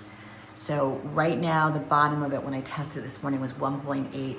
Yesterday morning before I left, it was reading 2.2, and I was like, okay, it's in range, it'll be fine, because they're getting bigger. But I just had put the wrong nutrients in. So what I'm gonna do is I'm gonna put fresh water in, and I'm gonna go ahead and I'm gonna turn it I'm gonna take the pump out of the timer, and I'm gonna put it into the wall. And then I'm just gonna let it go and go and go. And what I'm doing is I'm flushing the rock wall and I'm flushing the roots. And then what I'll do is go ahead and test the bottom. And if it seems high again because it's rinsed everything, I will suck some more water out and put fresh water in, and then I'll put the correct A and B. And I'll probably put it at no more than 1.5 of equal parts of A and B, and see how it does over the next course of, today's Wednesday, Thursday, Friday, Saturday, and then Sunday. And I'll just stay on top of the pH too. And see, it will perk up. It's not gonna go back to where it was, because, you know, like I totally, you know, effed up. But accidents happen. You know, it just does. You know, here's a quick story. Then I'll, you know what? Let me put the hose in so we can get the water going, and then I'll tell you a story. Story time.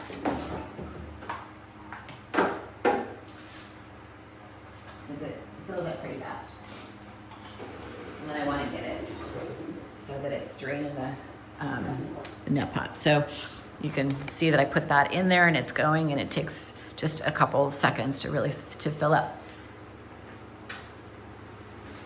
So back in a previous life, when I worked in Boston out of the exchange, and then I started my own business with doing big hotels. The Kimpton Group was one of my hotel groups that I did.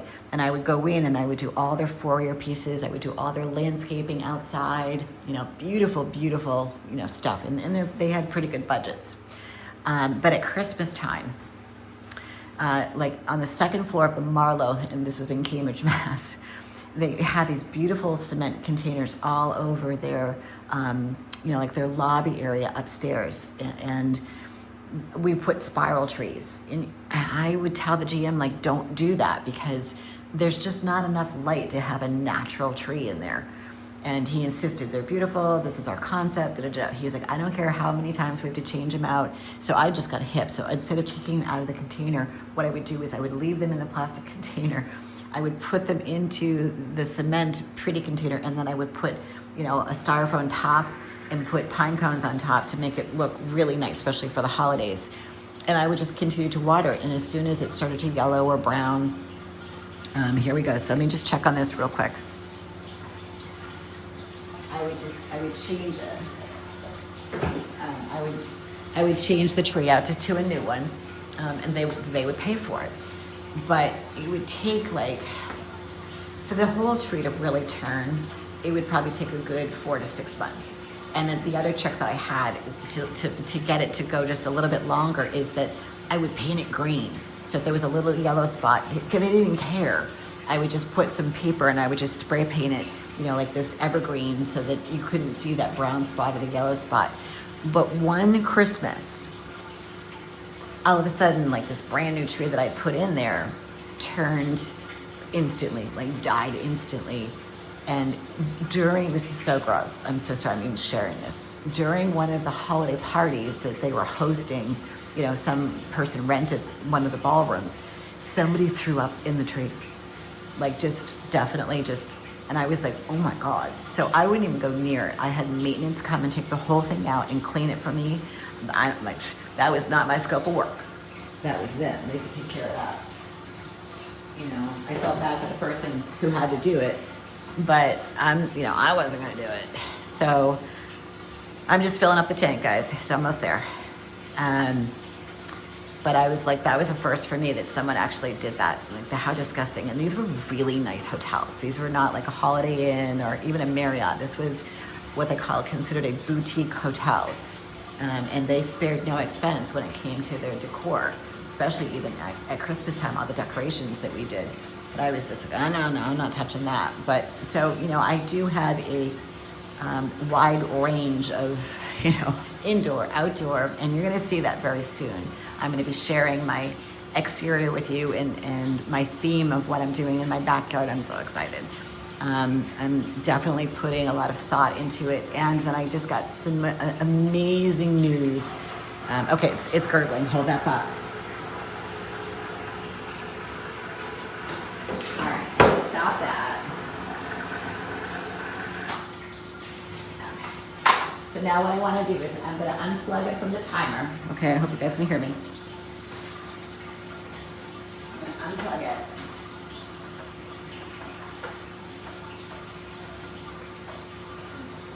Really in there, oh my goodness.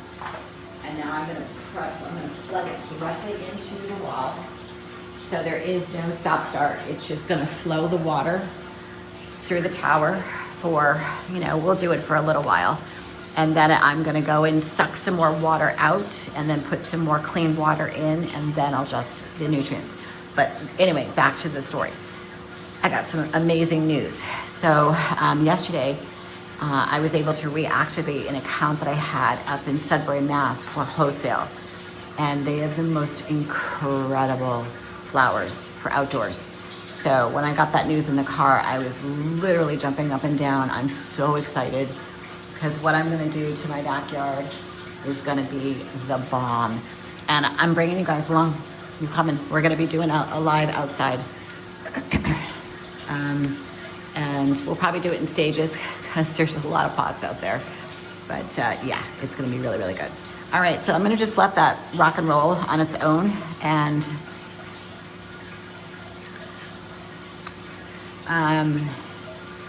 we'll just let that go and see, let everything rinse. The roots and the rock wall suck water out, and then I'll put more fresh, like I just said, and we'll just get it back to a healthy state. And never make that mistake again, ever, ever, ever. So I just want to check on our watermelon. Let me check on the, there she is. You guys stare at that for a quick little second, okay? I'll blow it up. I'm going to just switch the camera so we can have the right side.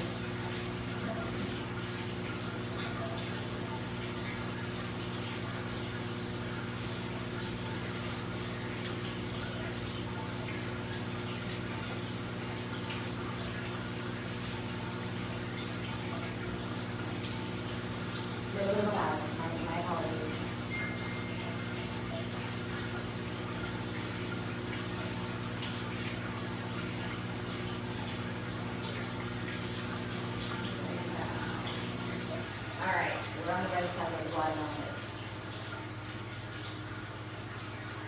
Yes. All right, there she is in her glory. She's beauty. She's a beauty. All right, I don't want that even near. I'm gonna go ahead. See how it attached right there? That's a no-no for me. Not gonna happen today.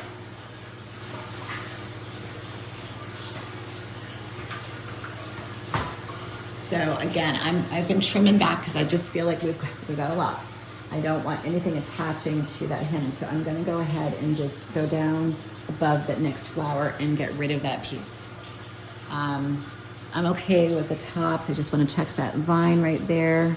Yep, that still feels really good. I gotta pollinate that guy. There's a little bit of pollinating to do. But as you can see, look, just in the week that it's been in this, it's filled out even more. And I might even, I don't want to mess around with that stem. I want it to kind of just continue to grow up and not impede on that stem. So what do we got going on? It's just really, really pretty. Like, just gorgeous. And I love the wands right where they are. No burn spots, but it's getting what it needs. Let's go on the back side. So beautiful. I just love to look at it. I could stare at that all day. I know. Let's go on the back side.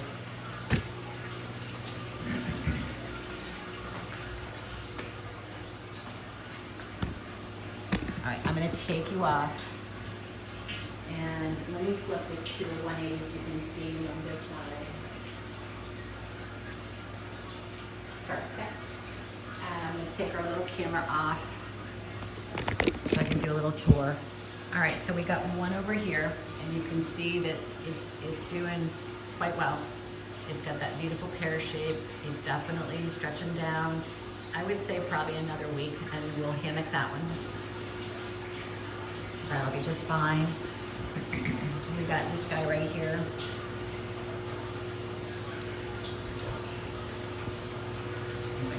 No, right there, sorry. There's one in there. And these are all near this rhodium light, which I just think that, and this is on the vegetation mode. I called it vegetable mode, and I got an email from them saying they wanted me to change it, and I explained to them I can't. Once that video goes up, YouTube does not, here's the other one, does not have a setting to let you edit. I mean, it does, but it's not going to let you voice piece that wasn't pollinated in the video. So I was like, I'm sorry, but I can do it in the short that I'm sprinkling out.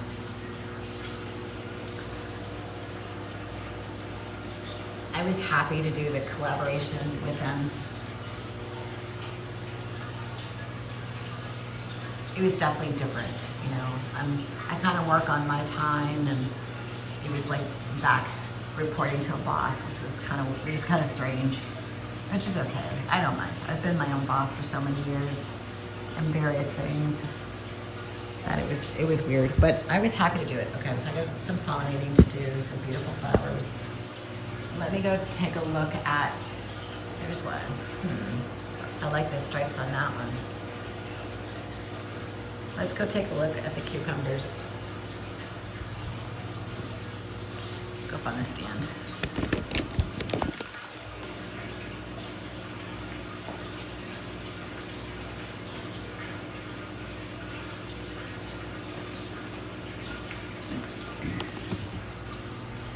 Take you guys over here. I think, yeah, you guys can see this. There's quite a few.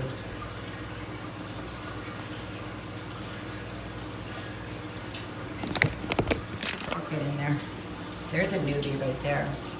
I had to move this just so we have a little more light. We got twins. We got twins there. We got the twins down there. There's a new one that I think I pollinated. There's one down there. This is the one that Libby was trying to get the other day. I'm like, can you not eat my cucumbers, please? Let me slice them for you. She ran right over and she looked at it. She put her mouth out. I'm like, don't you dare. She's good. She's such a good girl. She listens. All right, so we got a big cucumber here. I dropped that short this morning, and I want to show you guys something. Hold on. If you guys decide, let me go right so you can see. Okay. If you guys decide to use vegetable hammocks, and this, I dropped the short this morning about the cucumbers, just keep this in mind. I'm not going to do this with the watermelon because this is a fruit that grows pretty much round, at least sugar babies. I can't speak for any other variety. But with this cucumber, what I'm noticing is that it's growing, and they grow obviously long, and almost like the zucchini, they'll get a little bit misshapen. So the one thing that I've noticed with the cucumbers in the hammocks, not so much the vertical one that's right there, but this guy right here, because he's so little and he's on this, you can see right here, the stem it's not going to support a big piece of fruit. It's just not. So that's why I did that, to get him a little bit bigger. But just like a baby's head, you don't want a flat spot. So I've learned, just pick it up and just slightly rotate a little bit one way, and then leave it, for a day or two, and then rotate it back the other day, so that the flat spot, which is actually right there, will then start to get a little more round. Do you guys follow me on that? So otherwise it's gonna grow flat. That is if you're using a vegetable hammock. Even on the trellis, I just wanna look at something, because I put these guys kind of on here. Yeah, there's a dent. Whoops. That just came flying off. I have to harvest that one. This guy, because it's resting against one of the trellis poles, it has an indent to it. So you know, if you don't care, it's not a big deal. But the other thing too is it's a light thing. So if you rotate it, then you're gonna have better light function that goes all the way around the fruit. These guys down there are fine, and this guy that's hanging vertical is getting light from the top and the sides. But this one, I just feel like I'm gonna just keep rotating to get him a little bit bigger. But let me just, I gotta inspect this stem now, because I just flung it and it ripped it a little bit. It just seems like it's a little bent. I just try to get them a little bit bigger because it just means that instead of having to harvest 2 at once, all I gotta do is just harvest 1. So, and then we got one up there that looks pretty good. And then there's still some in here. Over there. Oh, there's 2 in there. Let's see if I can narrow in down there. And then you got a big one right there. Looks pretty good. So this, this tower is still generating, and that was my, my purpose. Here's the new guys. And I know this is right under the camera, guys, so I know it's not even gonna be an option because it's totally in the blind spot. I bumped up the nutrients, and let me just get in there. So since Sunday, I went from 1.0 to 1.5. Why isn't this not behaving? There we go. I want to get in there. So since Sunday, we have the 3rd and almost 4th leaf popping up. Up here, you've got, that's just 1. Oh, that's 2. All right, so just the 3rd leaves up on that. So just in a short, literally Monday, Tuesday, Wednesday, 3 days, with a little bit of pump of nutrients, it did what it needed to do, and that is grow. So I got to get these up and running to the point where they're flowering, and we can start to think about swapping out that trellis on the old guy. I'm going to move this over there. That will come back over here, and not quite sure what will grow. We'll figure that out when we get there. So, but for right now, a question someone asked yesterday, and just want to protect their identity. Leaves with cucumbers, they're not very pretty. So especially when they get old, they just tend to get a little crinkly, and like this is a super healthy leaf right here. They just get crinkly and old, kind of like a crabby old man. Here's a newer leaf that's still velvety and pretty. They also get kind of pricky too when they're old. And sometimes they will get little marks like that. I just ignore it. I know that I did the nutrients, and I know the pH is okay. So, my biggest pet peeve with this guy is the deadheads, because I just know it doesn't look pretty. It really bothers me. And I could spend hours and hours picking and deadheading, but I have other things to do, like pollinate and grow other things. So I just sometimes will shake it a little bit. Sometimes even just vacuuming under it, the blow from the vacuum will shake down some flowers, and that'll be enough to get some of them off. But I'm just glad that we did that technique where, when this was early on, if you follow me and you're looking back in some of the videos, that as this grew, and we'll do this with the new one as well, that we're going to prune away, so that leaf that's the 3rd leaf and the 4th leaf that's growing, and then it's going to continue to vine out. I'm going to be clipping those away, because that really worked on keeping the powdery mildew down, getting rid of any foliage that was near the net pot. It just was the right thing to do, even though now it looks kind of straggly and old, not very pretty, but it's still producing fruit, and that's really all I care. But we're going to get the other one up and running. We'll move this trellis, we'll wipe it down, clean it, switch the towers out, clean them, and we'll start again. So that's the whole beauty of this. Just keep growing what you love. Okay, just keep growing what you love. I'm not too concerned with the fear factor. We're just gonna leave that one alone today. Like I said, we're in this almost 2 weeks, and I just really don't see a whole lot happening there. But I'm gonna grab my glasses. So the plan is, if I don't really see anything if I don't see something by the end of the weekend, something in there, I think what I'll do is I'm gonna wash off the tops of the rock wall.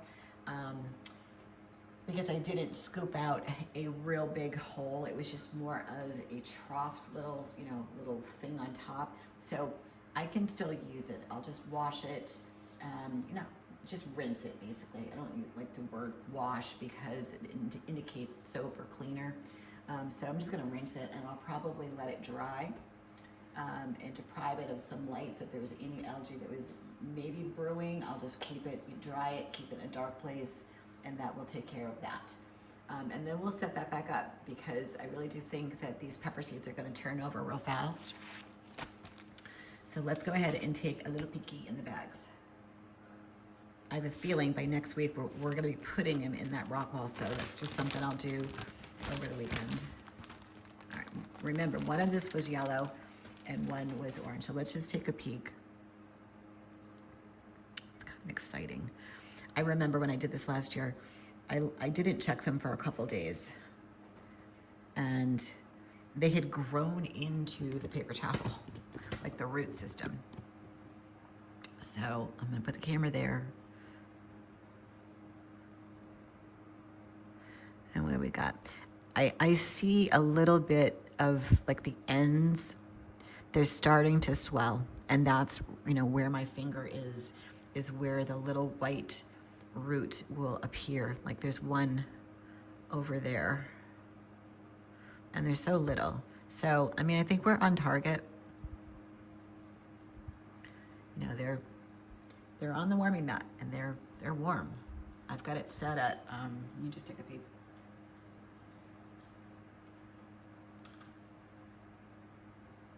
92, 93. That's kind of where I leave it. So let's put them back in. Let's check the other one.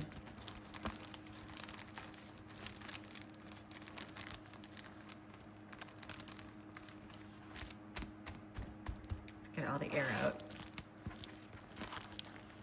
And then we'll grab this one. We'll flip this one. So we'll go zipper side up for the next 24 hours. Let's see what this guy did. Oops.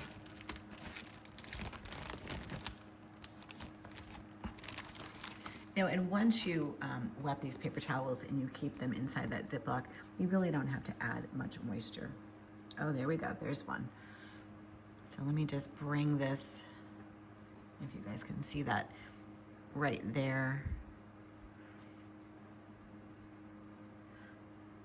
Try to get up close, you can kind of see it. See where it's sticking out right there? That's what we're looking for.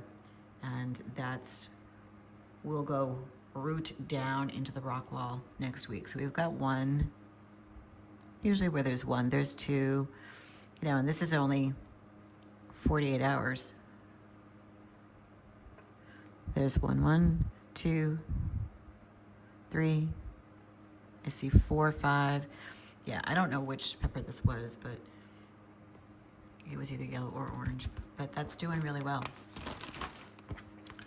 So I'm very optimistic. These are pretty easy to germinate, unlike the strawberry seeds. I sound like I was last year. Oh my God, I was so defeated trying to grow the strawberry seeds. But I did it, and I got them on the tower, and we got some fruit, and you can go back and take a peek. But the fruit, as I've mentioned, was just so small.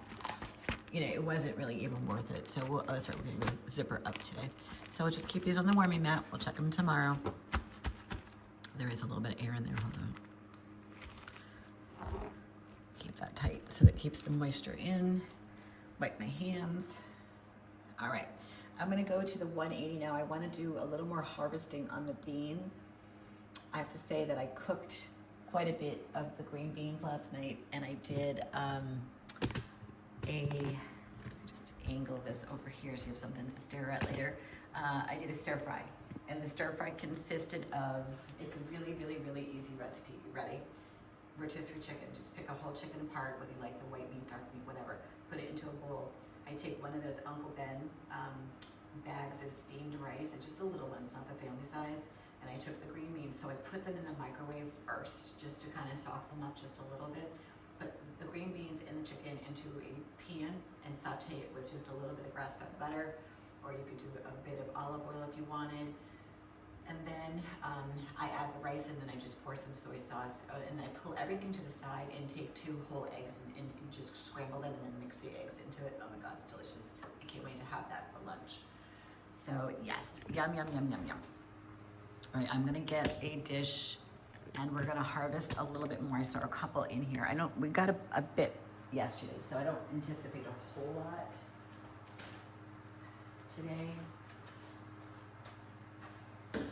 But it's worth it because we gotta keep thinking down the road of the peppers. So, you know, part of having a grow room and having your own grocery store is thinking ahead, going, okay, what do I need to flip? What do I need to pull? And so as you're thinking about that,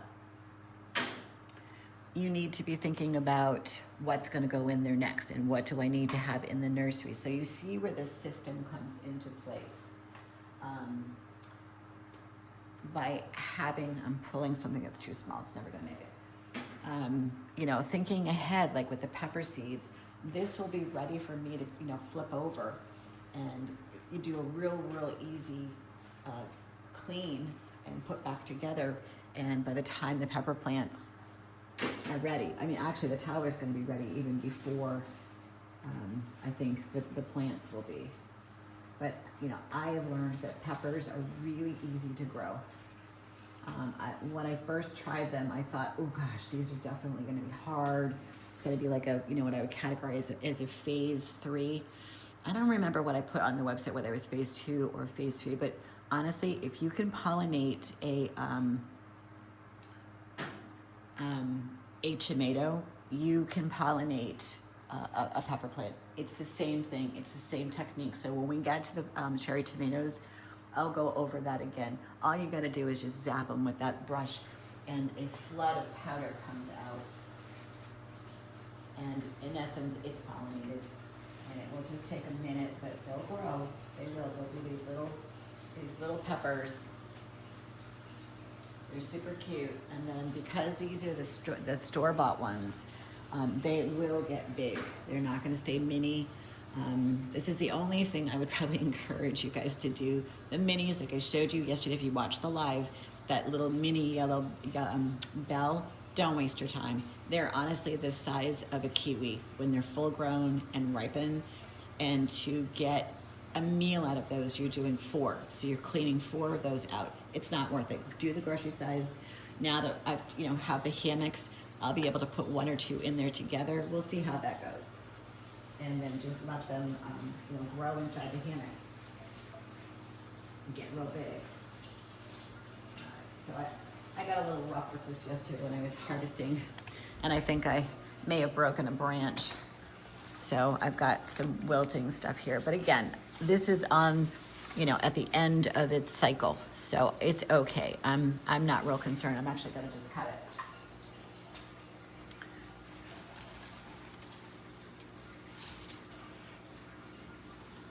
Pretty much everything has flowered. The flowers are still cascading to the floor in droves. So that's when I know that, you know, the beans are there, and once they start, they don't stop. They just continue to grow. And then it becomes a hide and seek game to get them. You really just have to lift and look, and you have to really, and in the back it's difficult. Like when I start to take the tower apart, I will find beans. Here's a couple leaves I can pull.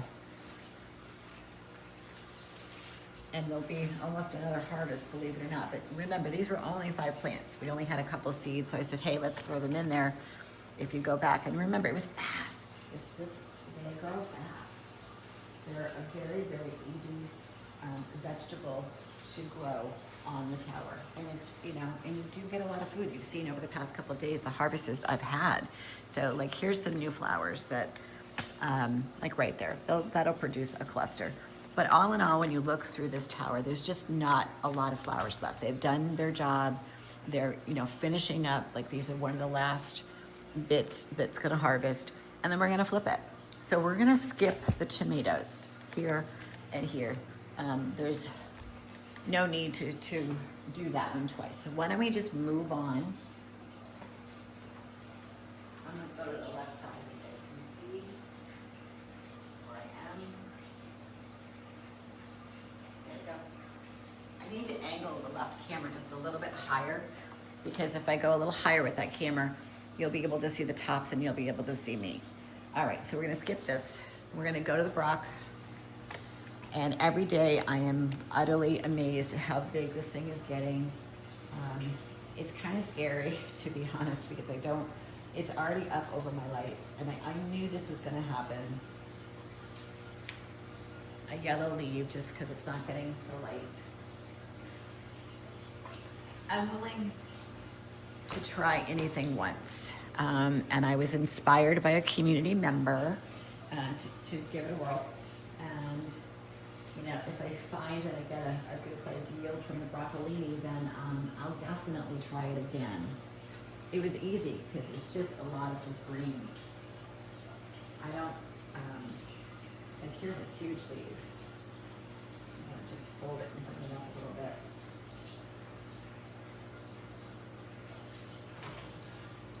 I mean, there's not much to report other than each day it just gets bigger and bigger, and that, the only thing I can really comment on this, guys, is the temperature here, like what's in the room, is one temperature. And you've heard me say this before. The temperature when I put my hands up inside the tower or in between where the leaves are is another, because there's just less airflow. And that can create some yellowing or some wilting of leaves. It's nothing to be concerned of. I think with every tower, with everything that you're growing, whether it be lettuce, tomatoes, broccoli, zucchini, summer squash, watermelon, especially the cucumbers, you're gonna find that there's gonna be leaves that turn, and if it's one or two, it's not a big deal. Like if it's the whole tower, like what happened yesterday, if you joined me, we had to do a whole water change here. That's a different story. That was, definitely a pilot era on my part. But I can say, and we'll get there in a minute, that since I did the water change and I let the rock wall rinse and then reintroduce nutrients at a much lower level, the upper leaves don't look as yellow. The green, I feel, is a little bit stronger today, but we'll get there in a minute. Okay, so we got the big boy. And remember, we got one more zucchini on the bottom, and we're gonna do that. We're gonna try to get it a little bit bigger. So let's just take a peek to see if it did anything overnight. I have a feeling it probably got a little bigger. And I can see the ones in the back as well. They're dropping. So let's get in and take a peek on those too. All right, so we said it was on the bottom, and it's kind of right there hanging. It's the epitome of that saying, low-hanging fruit. I don't know who started that trend, but I never really liked it. So yeah, this thing it's a monster. I'm gonna move that wand a little bit and angle down. See if I can move a few leaves without cracking them. I mean, can you guys see it? It's huge. I know you can't, but in a little while when I post this, you'll see it. So yesterday was, what was it, 12 inches? I don't know if it'll be 12 inches, but it'll be pretty close. It's definitely a little bit smaller than yesterday's. I had a couple in the fridge that just, I never got around to cutting them, so they definitely, they didn't go bad. I fed the bunnies, but I should have cut them and put them in the freezer. That was my bad. All right, so let's get in the back while I've got this down and just take a peek. So remember, these guys back here, up here, this was that new offspring off of one of the older plants. And we got a twin flower there, which is always cool to see. But these guys right here, these were the newest addition. And what I love is, remember last week we pollinated, sorry, we're caught up on a wand. right here, and he's pollinated. So he's pretty. He's about, just for you guys, because you can't see, 4 inches. It's little compared to the big boys, but you got to start somewhere. And I know that there's one on the other side, so let me walk this out and go on the other side. But remember how I just talked about planning ahead? So I knew I wasn't, oh, that's a good one. So in there, this is another one. This is, again, this was one of those new seedlings that's, I won't call it an adult just yet, but it's getting there. It's producing, you know, it's producing that. But what I mean is when you touch the leaves, they're soft, velvet-like these are the newest of new. And I knew that if you go back in the lives a couple weeks, that there were certain plants that were on this tower that needed to potentially come out, and that's what we did. We removed that whole right side. Let me just angle that up so my head doesn't get chopped off. This whole, kind of right and back side, right where I just showed you, those were pretty much all needed to come out for one reason or another, whether it be the stem not being, healthy enough, or just really too low. So we removed them, and then we started some seeds. So you can go back and take a look at the progression of where we are with this tower. But again, it's all about forward planning. If you don't plan ahead, then your grocery store stops working. And the whole purpose of this is to try to have enough food to the best of your ability. Maybe not exactly what you want, but pretty darn close so that you don't have to shop. You don't have to spend a whole lot of money, in the grocery store, or at least cut back. Think of it like this: if you like shoes, you get more money for shoes if you're growing your own produce. I mean, I'm telling you, when you buy one of those little containers of lettuce, okay, I would say maybe 1.5 of this lettuce in one of those plastic containers. I think it's called Olivia's, down here in Rhode Island. Whether even in Market Basket, one little box of that is around $6. For me and my husband, that box, when I wasn't growing lettuce, could get maybe 2 meals. It would be like 4 small salads. But do you know how many seeds I have? Like packets of seeds? I have tons. And so this is nothing. This is nothing. It's costing me a little bit of water, because we pay for water. It's costing me the packet of seeds, which probably was free because I have so many of them from all the different towers I've had. And I'm very generous with them when I put them in the rock wall. And, I'm planning ahead. So we know that down here, this was a little bit older. This is a little bit newer. This is even newer. And then this is brand new. So do you see what I'm talking about? I'm constantly rotating. I'm constantly thinking ahead so I don't run out. Now, was I always perfect at that? No way. I had turned over towers, and I was out of lettuce for weeks, and that's why I was forced to buy the containers that were plastic, very expensive.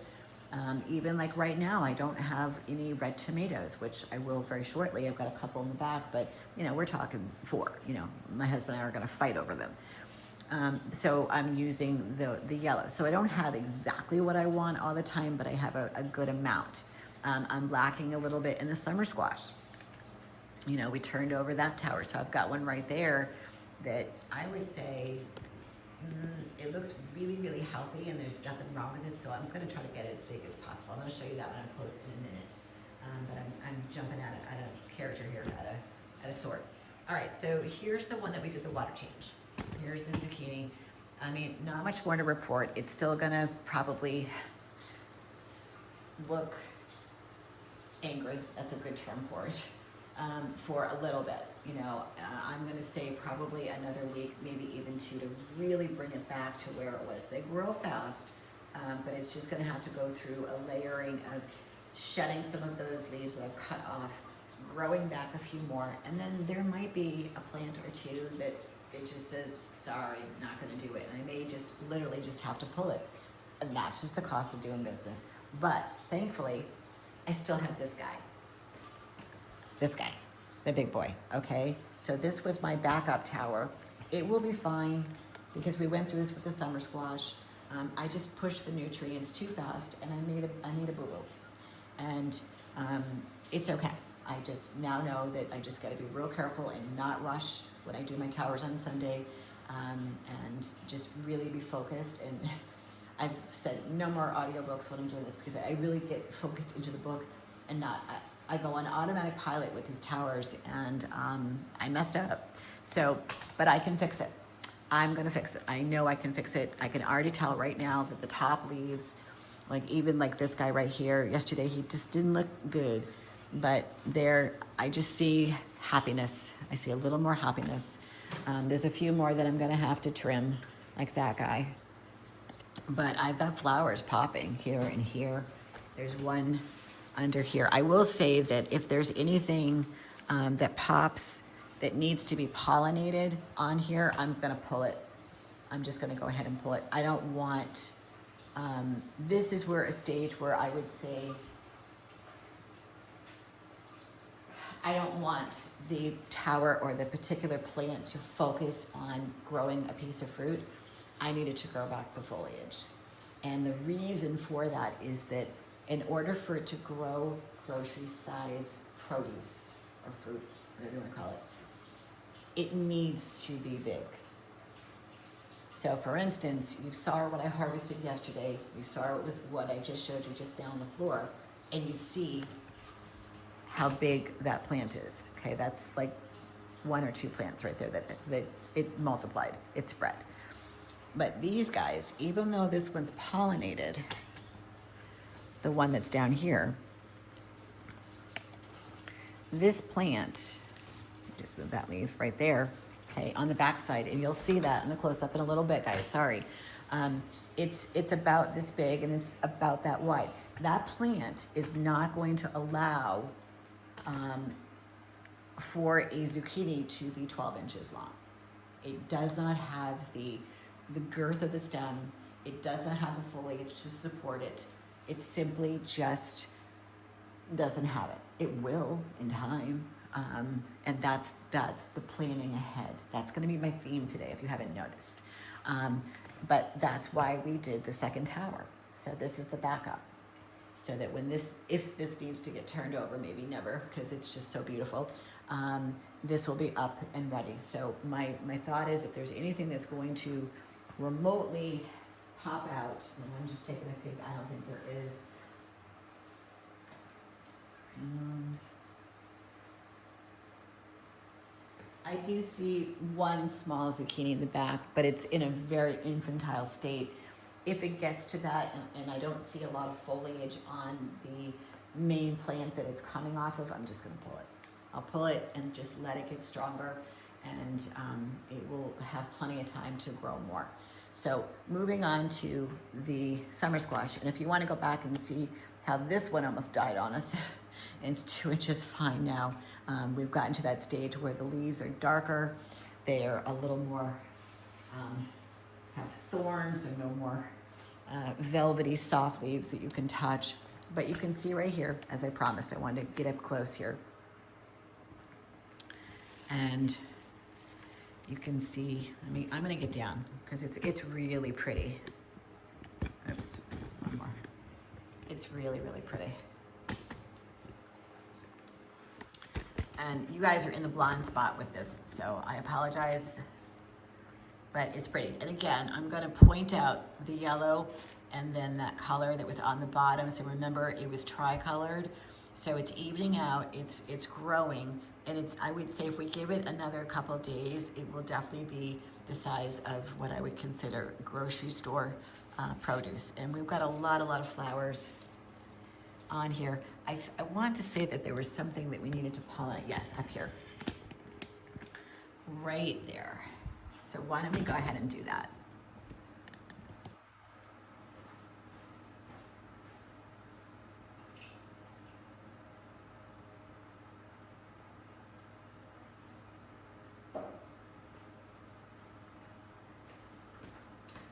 I think that there was one that we did yesterday too, so we can check on that one.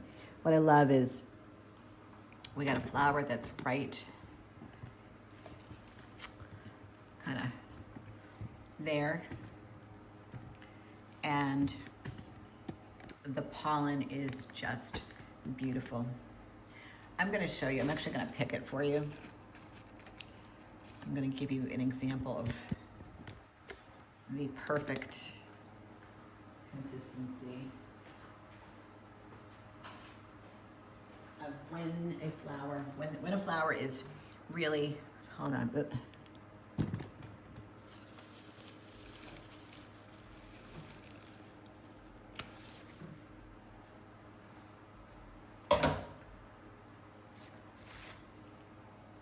When you look into this flower, you're obviously going to see the stern, but you can just gently look at, if I tap that, it's just falling off. It is the perfect consistency. The flower's wide open and the pollen is just right there for the picking. So I know by pollinating this guy, by painting it in there, we have a really good shot of having this summer squash be pollinated, be viable, and produce a beautiful, beautiful summer squash. So there was another one too. I'm going to describe this because there's so many.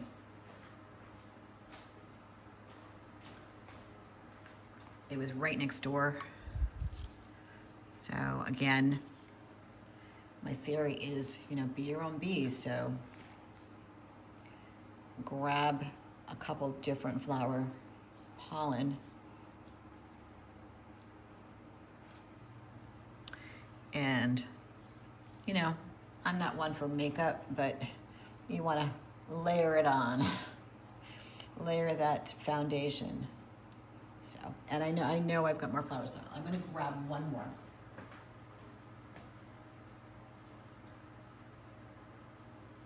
And they're all in a really beautiful state, so I feel like it's just gold sitting there. And that's just textbook, guys. And you see what I'm doing. I'm just top, bottom, round. All right. Let's go check on the one that we did yesterday. I think it was this one. So it's closed, but again, see how little that is? It's pretty little. So, stranger things have happened. I'm just gonna look around. I don't see anything else to pollinate, but we're gonna leave that summer squash on the vine for a little bit longer. I'd love to get it a little bit bigger. But all in all, I would say that this tower, what we did in terms of taking that old plant, putting it on here, she's doing just great. She's the one with the fruit. She was the one that we took out of the old summer squash, put it into this tower. You can tell by the stem right here and the workaround that we did to support it. It's doing just fine. I mean, I guess if you wanted to, you could put that into a hammock, but I don't know that I would do that for summer squash or zucchini because the vine is so thick. I'll get up close so you guys can see the girth of this. If you were to put that in there and the hammock wobbled around, you chance cracking this. So you don't want to do that. Once you do that, actually you can see right there, if you look down, because this is pretty old. I'm going to zoom in for you. See right there? See it's cracking. So, this might actually be on its way out because you got a good sized crack at the nut pot. So this might be for this old girl right here, her last summer squash, and that's okay. I'll throw some more seeds in there if I need to. But the backside looks real good. So maybe I'll move something to the front because that's like prime real estate. So that's looking really good. All right, so again, I pumped up the nutrients with the lettuce and the celery. And I looked, I'm looking at it, it looks like it's growing. I think this is, some of that spotted leaf stuff was, the nutrients were too low, but there was also a transition because I cut a lot of the roots away. So I'm not really, really concerned.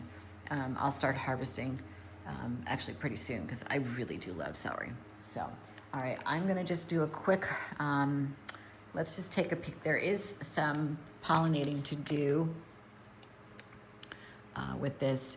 I did see one other watermelon. Actually, there's two. I'm gonna take it off the stand because I just think that this is too hard to walk around with, so hold on. Let me go over to the camera right so you guys can see.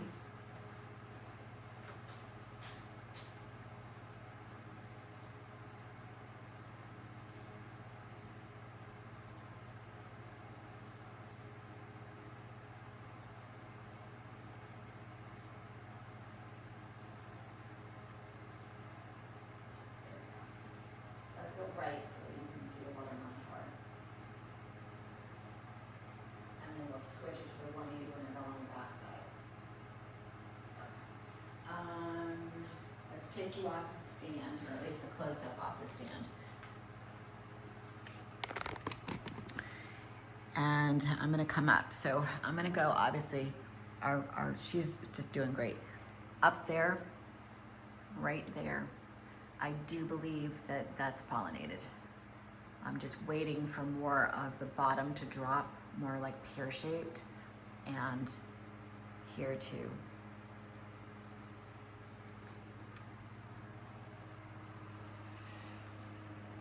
We've got this one. It really hasn't done a whole lot in the past few days, but again, sometimes it just takes a minute.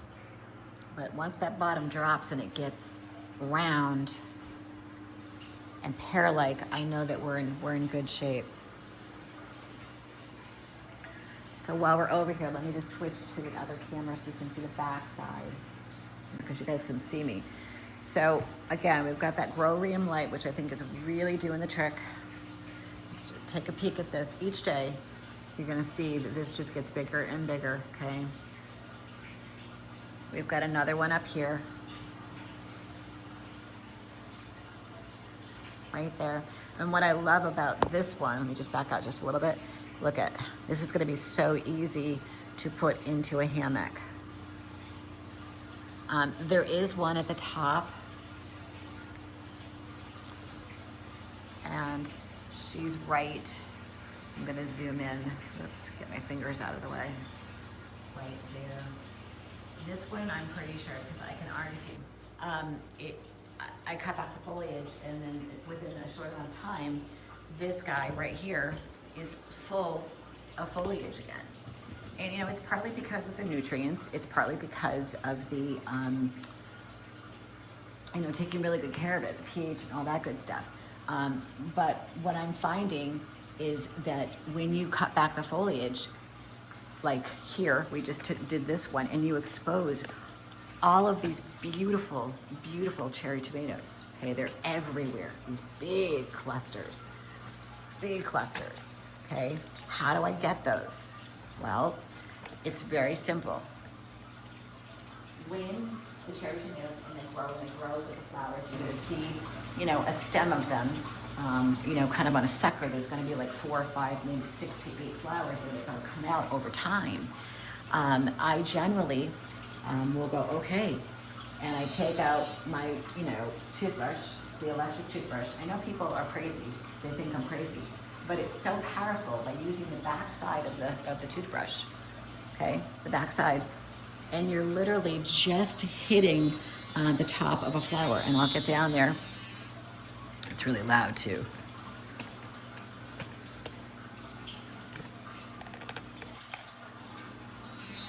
I'm just hitting the top of the flower. I'm not hurting it. I'm just vibrating enough of the pollen that's inside through the channels of the flower, and it's pollinated. So if you have a cluster of, let's just say on here we got 1, 2, 3, 4, 5, 6, 7, 8, 9, 10. There's 11 cherry tomatoes as a cluster. That means there had to have been, in a series of time, that many flowers. And all I did was go all around. Bam, bam, bam, bam, bam, bam, bam, bam. to release the pollen, and now it's pollinated, and I've moved on. Like some people say, you know, I've done a fan for sure. Some people walk by and tap it, but you may not get enough pollen that's out of that flower. So the best way of doing it is just take, I'm talking cheap. I'm talking a very, very cheap, like kids' electric toothbrush. It has a AAA battery. And all I do is I just tap. That's all I do. And that's how I get the clusters to really be 100%. If they're not pollinated, you're gonna find that the flower is gonna just drop to the floor, or blow off in the wind if your towers are outside, and that's it, game over. It's not gonna happen. But when you start to see like this, look at this. I know you guys can't see this over there, but you've got one big one, you've got one medium, and then you've got these two little babies, a couple babies over here. That just means that the flowers came out in different stages, and I just went biz, biz, biz, and biz. And there we go. Now we've got this beautiful cluster. Sometimes, you know, I can't prove this, but I think the weight, like look at, here's a perfect example. You've got two, you got four, there's a baby one back there, and then you got a couple babies here and a real little baby right there. And then you got a flower. Watch. I'm gonna just hit that.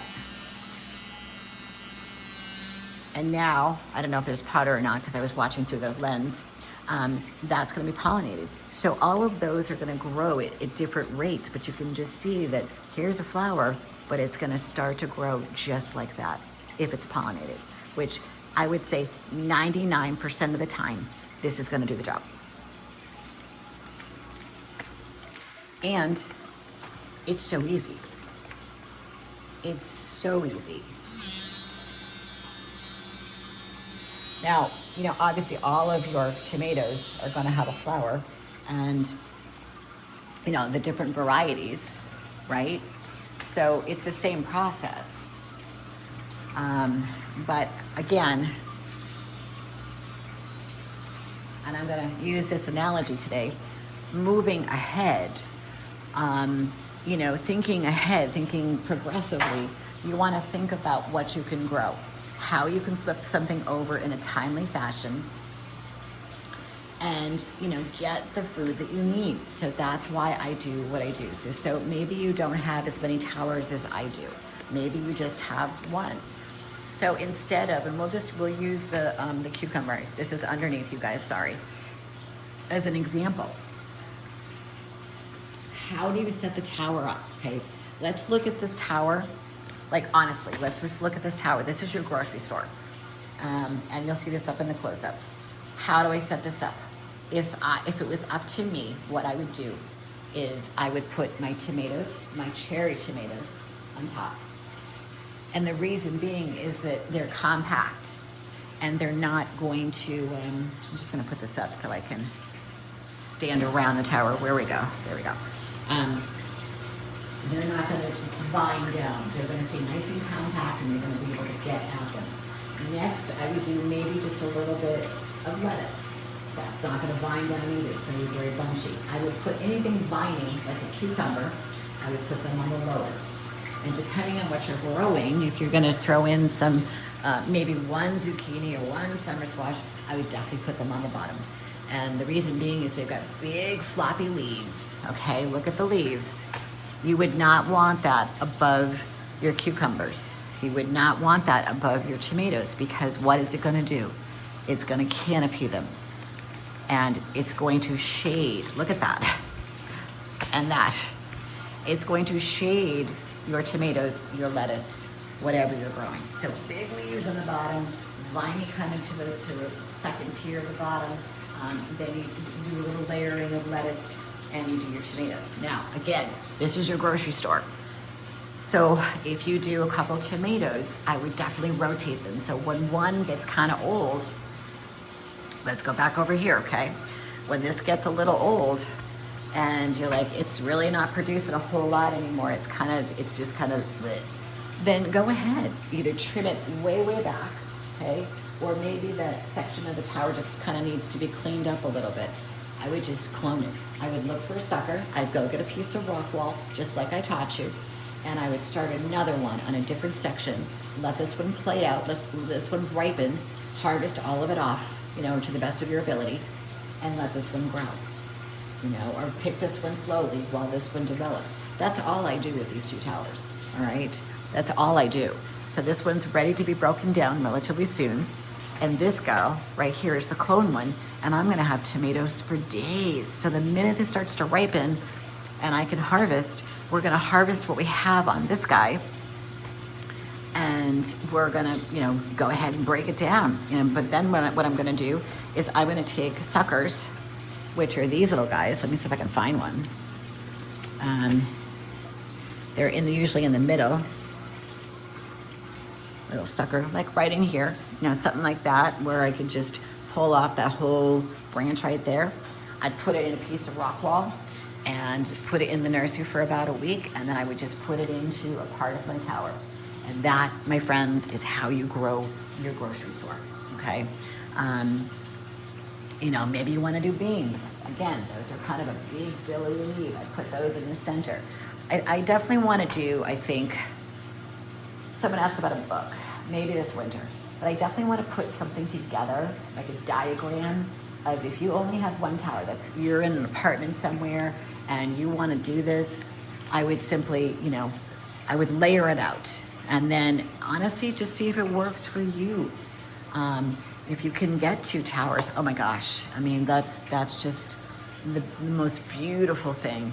2 becomes more. But if you don't have the room, then I understand. I've got the room and I really wanted to do this because, I know people might think that Newport's not an island, but it is. And in the off season, what is available for produce is gross.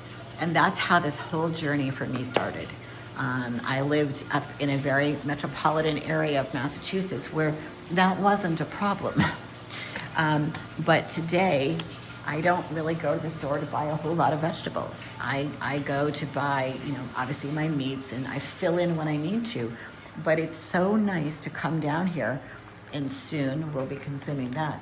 But I need a cucumber, and I just go, boom, there we go. Maybe not that one, but there's one down there. One big one. And then I take some lettuce. I harvest from the outside and don't take the crown. I walk over here, grab a little celery on the way out, a couple tomatoes over here. Upstairs, maybe I've got some croutons or something of that nature, and some really healthy dressings that you either have or you made. Now you've got a great salad. And so now all you have to do is just throw some protein on the grill, some chicken, and man, oh man, you've got a really, really healthy, inexpensive meal for you or in your family. So there's a method to this madness. I'm so happy with our community. It's growing by leaps and bounds. And I definitely want to share more tips with you guys and be dropping little tidbits here and there, get back to some long form. Yeah, this right here for the close-up. So I want to talk about growing watermelon. And let me just get this set up so you guys can see me. My head's not chopped off.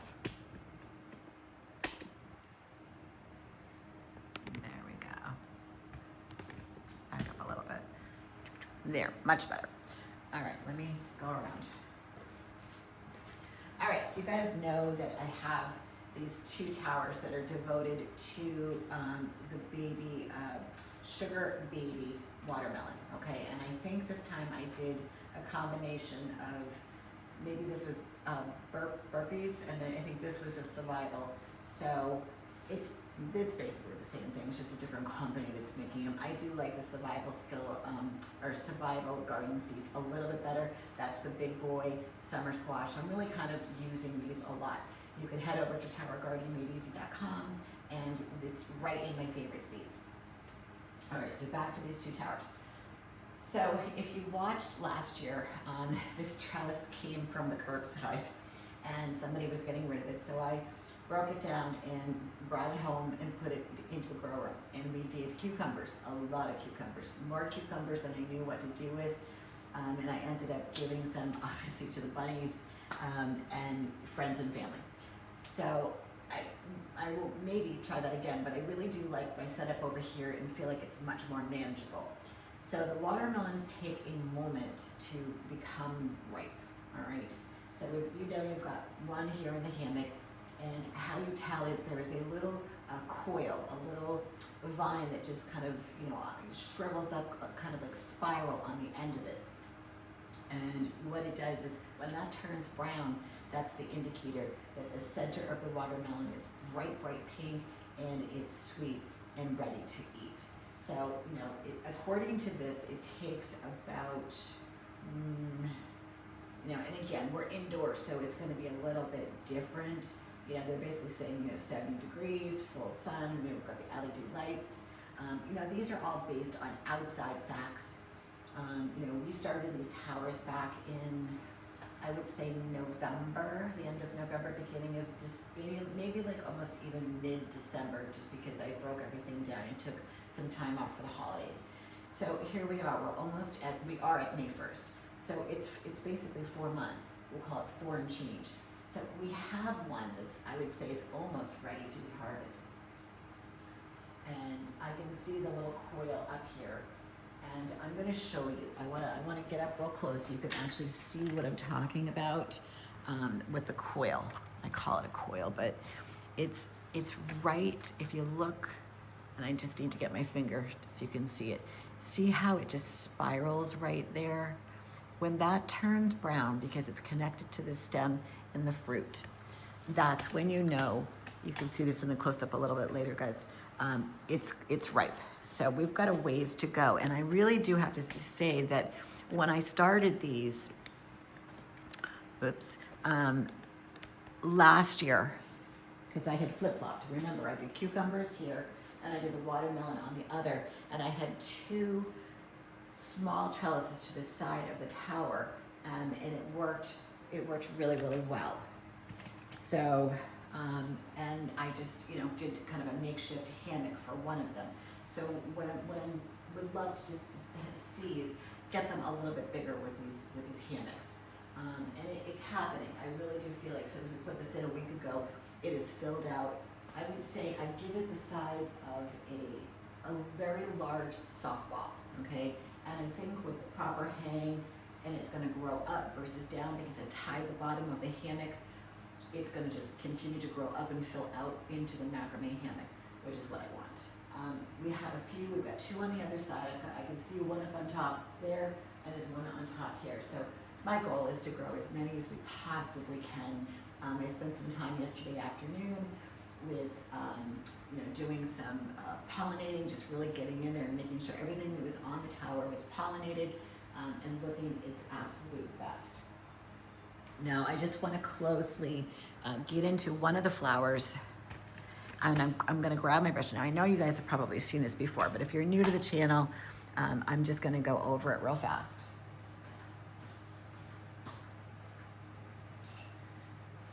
I use a brush. That's very fine, kid's paintbrush. And you want to, obviously, you need both flowers. And usually what happens when you're growing out the tower, you're going to get the pollination flower first and the fruit second, or sometimes even the reverse. Just need some glasses. And I'm going to go ahead and find a flower. I dug into a lot of them yesterday, so let me just grab one. Here we go. Now, you've heard me talk about pollen, and I just want to dive into that just for a quick little second. The flower is, as you can see right here, it's wide open, and all of the petals are wide open, and you can see that you've got, the inners of the flower where the pollen is open. That is your best scenario. But if you have something that's slightly closed and that's all you've got, and you've got something to be pollinated, then go ahead and give it a whirl. So you're just basically touching it. Now, I know you're probably saying your brush is yellow and the flower is yellow. So how do you know that you have pollen? It's on there. That's all I can say is, it has to be. It's not like the zucchini or the summer squash. And then you just gently take I'm pollinating the wrong flower. Here's one right here that I actually did yesterday, but just for demonstration purposes today. Take your paintbrush and go ahead and then just gently layer it in there. I will say that once you have pollinated something, it's really, really important that that particular flower that you've pollinated has a direct contact with light, whether it be the LEDs, a spider light, or the growrium light, something of that nature. It needs to be right direct. So you can see right there, okay, we pollinated and it's in direct line of light. If you're pollinating something that's underneath a leaf, a side of it, under it, too deep, my suggestion is try to wiggle that vine to the top till it gets light, to get it as close to possible so that you've got a good chance of it, basically being pollinated. How many times can I say pollinated today? So as I'm right here, I'm just looking in, and then there's one to the right of that one. There's one up there. And there's one way up in that area, and then there's a bunch on the back that we'll get to in just a quick little second. I can say that there's 4 right now. There's 3 that are actually growing and they're round, and then there's a couple, I would say the one that's up here and here, they're growing, but they don't have that teardrop shape like that pear just yet. But I can just tell that they're doing something every single day. So therefore, I have a pretty good idea that, like, if I just zoom in a little bit on that top one, right there, that you'll be able to see, and so we'll see, hopefully by the beginning of next week, that they'll, it'll be a little bit fuller. So then once I know it's fuller and it's growing and it's got that pear shape, then it's just a matter of time before we get it to this larger state. And, I've got 10 hammocks, so bring it on if I need to get more. Now, watermelons, they love light. Obviously, they love space. And if you were going to do this, we talked about this yesterday, on just a tower, like I'm going to call your one tower your grocery store. That's going to be kind of a new theme. Where would you place it? I would personally, because it is a stringy vine, you're going to pull it out. I think what I would do if you were going to put it on just your one tower is I would probably put it mid-range. Now I know this tower is directly under this camera and you can't really see, but just envision just one of these towers, okay, having, lettuce, having maybe a little zucchini, a summer squash, maybe even a tomato, all right? What I would do is I would place it midway, and you'll be able to see this on the close-up. So if you had a zucchini down here, because you've got big foliage, and it will have a place to rest. Say you've got some tomatoes up here because they're small, condensed, and clustered. Same thing with the lettuce. I would do maybe cucumber on one side, and you could do a watermelon on the other. Then what I would do is I would find in a local garden store, even on Marketplace, Facebook Marketplace, find 2 trellises, small ones that you would stick inside of a pot that was something that would trellis onto, and put it aside of each side of the tower. You can look back at the cucumbers that I did, or excuse me, the watermelon that I did last year, and that's what I did. They were just things you stick in a pot and something trellises on. You could build it out of a teepee of plywood, something that they can ride on. And what you want to do is have it, and I'm going to use this as an example. Instead of having that top, you just have it as like 2 sides. And then what I would do is I would take the lights, the wands, and I would drape them over the sides just a little bit, like just wing them out a little bit so that you get light, kind of like what's going on here and here. Okay, see how I have the wands completely just, kind of winged out, more so like on this side. And in the back, I'll just kind of come around. I'm going to change that view for you. I'm gonna get you on the 180 so you can see the back of this. Just change that to 180. There we go. All right, so you can see right here where I was talking about the wands just being, because they're so flexible. Why not? Why not take advantage of it? And then if you need a little extra light, then you could go ahead and add in, a spider light on top, or you could purchase the Growrium or another one of the lights that Growrium has, and you can clip it on or have it be a floor stand. That's all you need.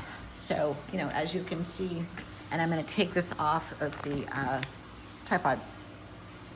You can see each watermelon right there has a direct line of light.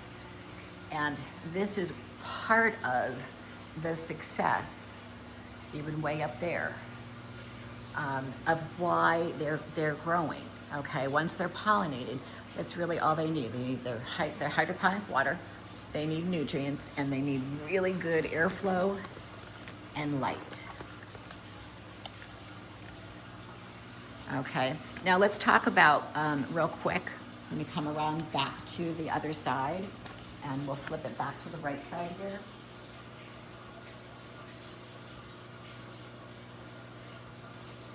Good, okay, coming around. Let's talk about the hydroponic side of this. So I like to grow these on a flex.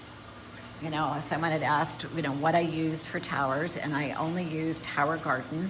I love their product. I have never used anything else, but I really, really do like their towers. I grow them on the flex, which holds 20 gallons of water. I keep the nutrients at, right now, because these are a grown adult plants, I keep the nutrients, I want to say at, let's do it. Let's just check, because I'm drawing a blank here. Sunday is the day that I do the nutrients and the pH.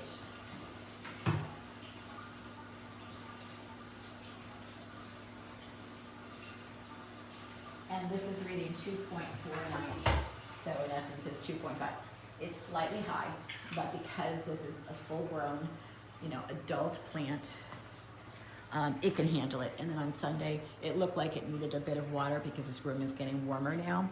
I'll add some water to it and just bring it back down to the 2.4. Now, I always keep the pH at 6 or just slightly below it. 5.8 to 6 is kind of where it's happy. You will find over time with anything, whether it's watermelon, whether it's cucumber, you're gonna find a leaf, something on the inside, maybe those baby leaves that just turn brown. It's okay, just pull it.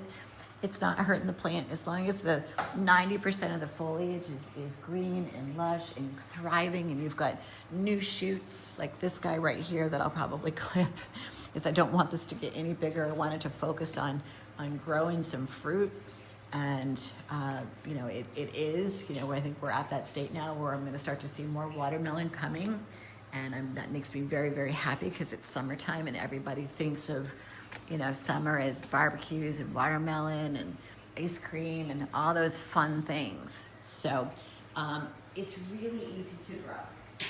The one thing I do love about watermelon is that the vine is super cool. And I don't know that I can pull without disturbing because it's sticky. Well, yes, here you go. Let me just pull that off for just a quick sec. The vines grow, and for the majority of them, they're kind of just a straight, cluster of leaves and flowers and blooms, and it's beautiful. Now you'll get some main vines that actually, they grow round, okay? And there was one on the other side. I don't really, I almost kind of want to call it, here it is right here. It's like a dominant vine. And as you can see, look at this. It grows in a cluster all the way around. See how it's like, it's 3D almost? So not every piece on the tower is going to look like this, but you will find some that is like 3D, like think of like a jungle vine. But the majority of them are just single, happy, with lots of leaves. As far as I can tell, with growing them indoors, they're not really susceptible to a whole lot. I don't find powdery mildew. I don't find any mold. You're gonna get potential algae, and how you deal with that is just honestly use those mylar covers. That's what I would tell you. Put one in there, you know, when they're young. You know, it's prone to pest if you're in that environment. Hopefully, knock on wood, we don't get any this year. But that's really the only thing I can say, is that occasionally I have to kind of, you know, reach in there and pull out, you know, a brown leaf here and there. You know, or just trim back, like if you just don't want it to grow anymore, just clip off those ends. But you will see, it will throw off a lot of fruit for you, and you just have to, the biggest thing is, you know, my famous saying, be your own bee. You're just gonna have to pollinate a lot. But it's no more than tomatoes, it's no more than cucumbers, or peppers. I'm trying to think, you know, the summer squash and the zucchini, it's the same thing. So it's really not difficult. And again, I would put it midway on a single tower, so that it can trellis out to the side, and you just have to find some type of apparatus to, you know, help it do that. And you just, you know, you just slap those vines around, and, you know, just look for the flowers, and in a short amount of time, you will have fruit. So, all right, I want to move on. So that's my little opening in terms of the watermelon, and I only grow the sugar babies, the smaller kind. So you can kind of look at that picture, and then you can look right there and see that's what we're growing, okay? So let's head on over to these seedlings. We'll switch that cam and see what's going on with the peppers. See, cam popped up for you.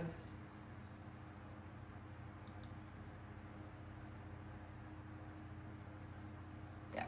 Let me grab my glasses. Can't believe it's Friday already. So crazy. Where does the time fly? Be sure to catch the highlight reel. I'll be posting that tomorrow. Probably tomorrow morning. All right, so let's go ahead and open these. You guys can see them. Just want to take a peek in here. Not much going on there. Again, now we're 2 weeks into the strawberry. Not much is happening, but I'm just willing to let it go. All right, ooh, these feel really warm and steamy. So let me just, I'm gonna bring this down a little bit. There. And let's just carefully open, because they do grow in, ooh, look at that. They do grow into the paper towel. So as you can see, I'm gonna get up really close, that there are lots and lots of tails. Let me grab a tool.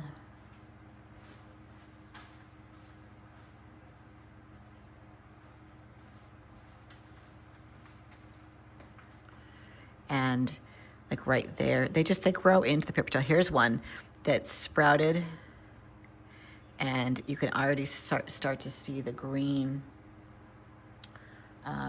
stem popping out. I don't know how close I can get with this camera, but I'm just gonna put it back down. And then they're all over there too.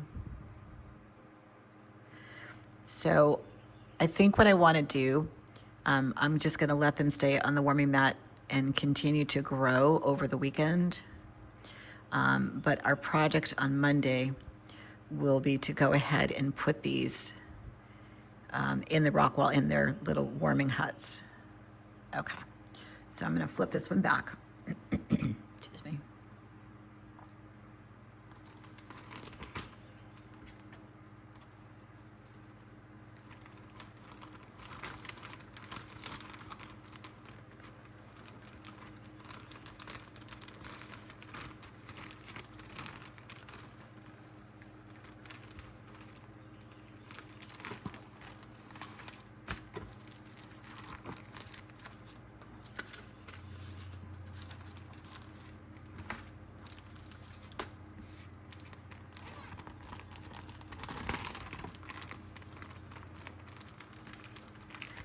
let's take the other one out.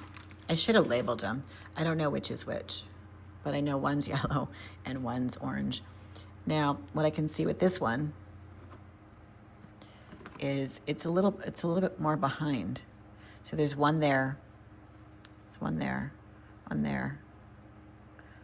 1, 2, 3, 4, 5, 6. Yeah, the other one just seems to be a little more advanced.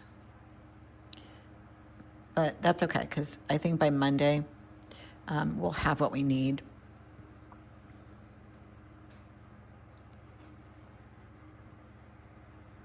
So I'll go ahead and put this back in. Again, I'm really only going to do a couple per, because these are not the minis. These are the big ones.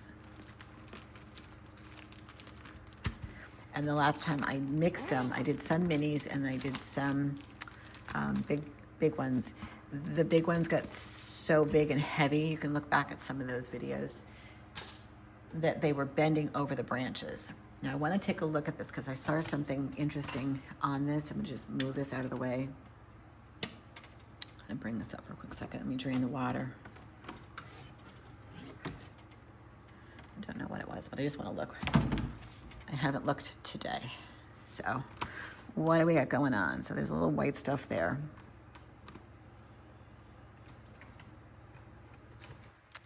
And it's kind of mushy still, like composting down.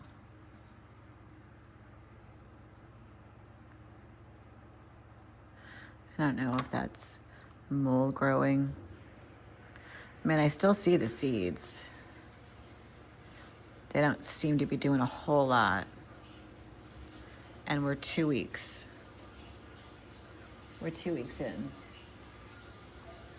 Well, it will be 2 weeks, I think, on Monday. Monday or Tuesday. So I don't know. I'm kind of thinking maybe over the weekend we scrap it and I rinse them like I said I was going to do yesterday and put them back under the warming mat for right now. We scrap it and we take the rock wool, we rinse it, we wash it, and we move on. So that way, whoops. Accident there we go. That way on Monday we start breaking this down. That is the green bean. I don't really think there's any much to harvest. There's a couple. I'm just going to leave them. They're not big enough. If they're not big enough, they don't hold up very, very well. They tend to wilt within an hour or two. So our tomato, she's looking good. This is the cloned one. And let me just see if we're on the right camera. Let's switch that. See.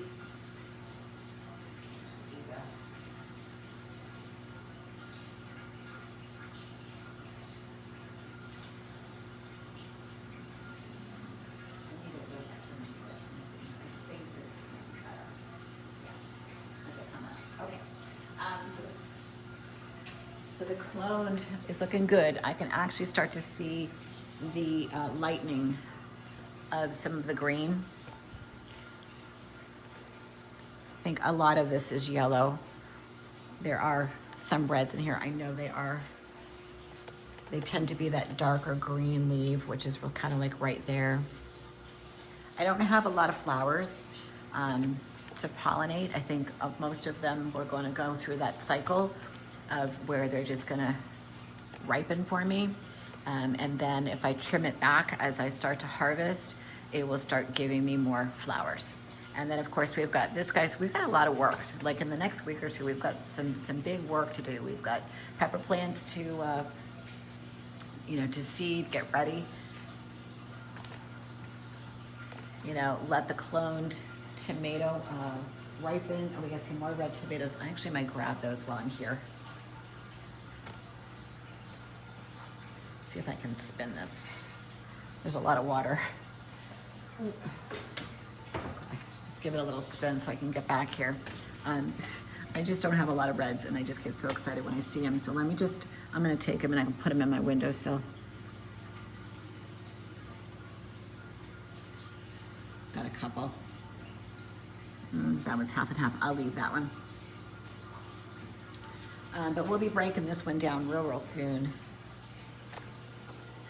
So I got that one down here. Actually, you know what? Let me spin this whole thing because there's more. What I will do for a couple red tomatoes, and they're deep in there too. So I want them before they become overripe.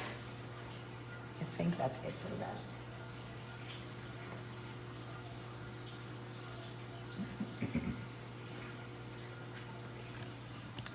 Like if I point this all the way down, let me just get down there.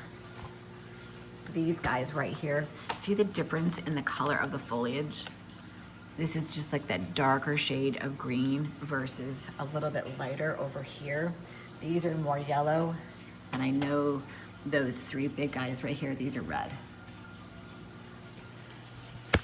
Someone had asked me, I think it was TikTok, what brand these are. Again, just go to towergardeningmadeeasy.com. It's scrolling on the bottom of the live. Go under my favorite seeds, and it's right there. Once you grow these from seed, use the cloning method, and you'll never have to be out of tomatoes. Our broccoli, I'm terrified how big it's getting. I mean, look at the leaves. They're huge. They're huge. And I knew this was gonna happen. I knew this is part of the process of growing broccolini or broccoli inside on a tower. It just gets really, really big. But the leaves are just, they're so pretty. Look how big that is. And soft, there's no thorns. There's no thorns, which I love. Like I reach into, you know, the big boy and I'm always getting stuck. So it's refreshing not to pull slivers out of my fingers. Also too, if you look, the back side of the big boy is getting some really good natural light. All right, so we need to harvest. We got another gigantic zucchini, and it is, I can honestly say, a monster. So let me just go get my glasses, and I'm pretty sure we're on the right camera. Just give me 1 second.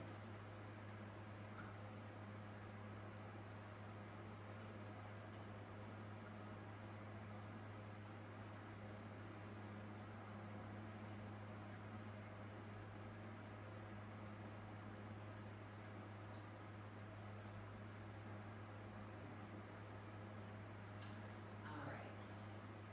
Yes. All right. So we are good. We are good. Tape measure. All right, before we get down there, I just want to give you guys a little bit of a peek on the back side of this guy. So I think one of the successes of the new seedlings on top, because you can see the color difference to this guy down here, is that natural light. There's nothing like natural sunlight. I know these LED lights work really, really well. It's proven it. But once that beautiful sunshine starts to pop out, man, oh man, it just, what would we do without it? I don't know.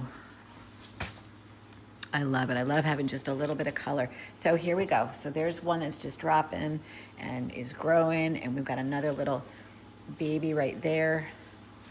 I love the texture of this leaves. Oh my God, it's like velvet. It never gets old, guys. Like I could come down here for hours and just disappear. It takes the stress away.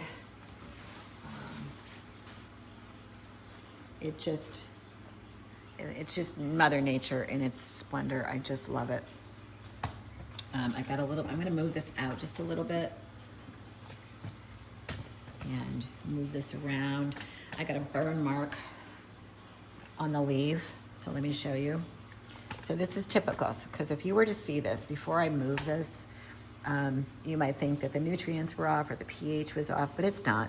This light has just been too close. So just move it out because the plant's growing, and you can see that big, where it just got too much light. And that's okay. And then we got this one under here. right there. It's perfect. We're gonna leave back here that looks a little, but it's just probably not because it's not getting enough light. The squash flower. So I'm gonna let these guys grow. We haven't pollinated a whole lot off of this recently. All right, so it's back down in that zone where we were the other day. So I'm gonna move this wand out. And it's, oh my gosh, it's all the way to the floor.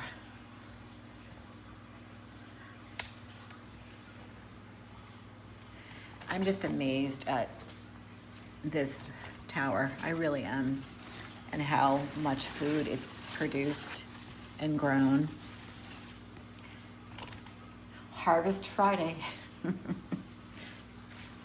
Okay, I gotta get down on the floor. So the biggest thing, again, is I don't wanna crack any main stems. I wanna protect it. So you can see my hand here. I'm gonna gently push up. I'm gonna support it, and I'm gonna twist very slowly, and I'm gonna actually pull the opposite way to hold the main stem, and just keep twisting, and then gently put the whole plant back down. There we go. So let me adjust. Let's measure. Let me get you guys all the way to the top.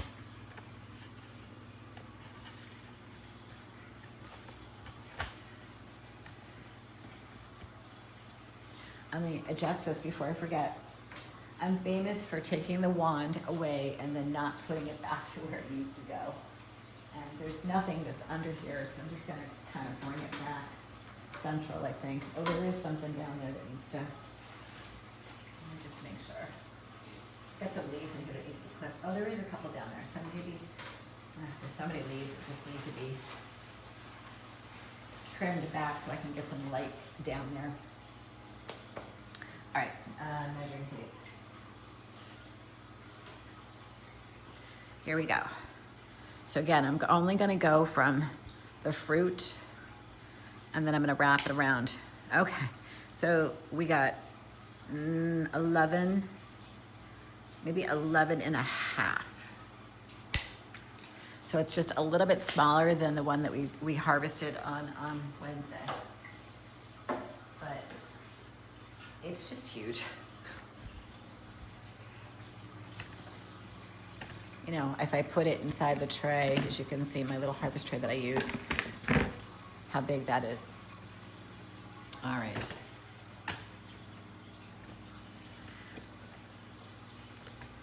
Let me adjust this. So our celery's doing really great. Our lettuce is really coming in. I need to start to eat more of it. I've kind of gotten away from making some salads over the past week.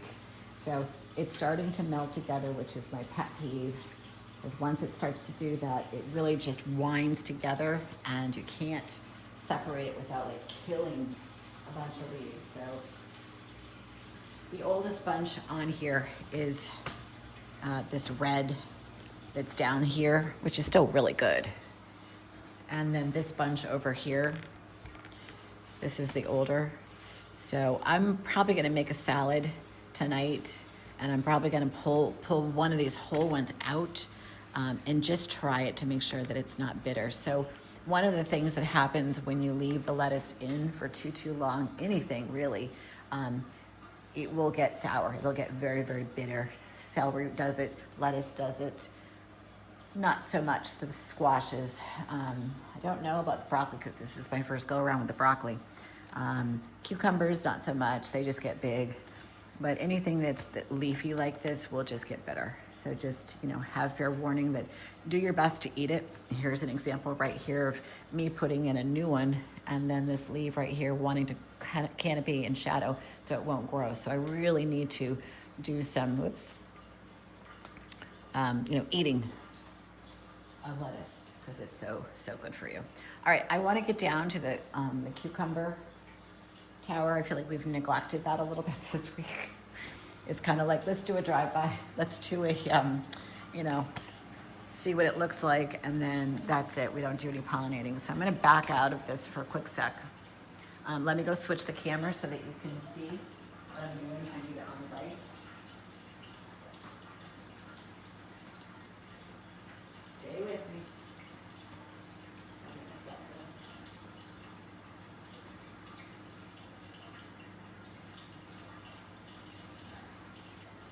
There we go. All right, so let's work on this guy. I might even just go get the garbage because there'll be a lot of deadheading, I'm sure. But I just feel like the growing is in a good state for the weekend. I'm gonna leave that summer squash on till Monday. We'll have to harvest it then. Like I said, there's a lot of deadheads.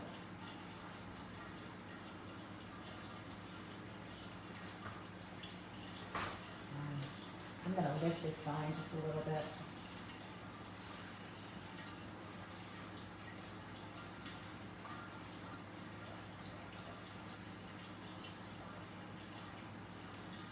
So it's not sagging. There is some old leaves that I think I'll grab.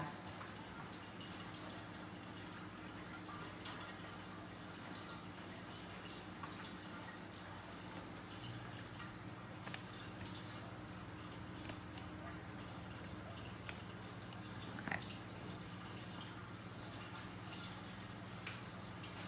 Just a couple. And it was shadowed. So it's, it was under lots of stuff, so I'm just gonna get rid of it.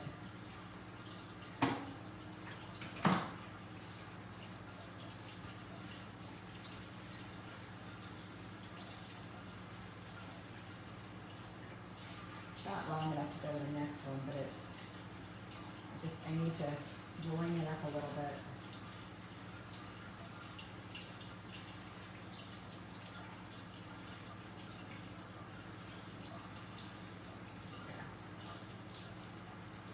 It's probably due to this too, so I think I might tighten that when you come around. It's getting a little bigger, so I don't want it to fall out.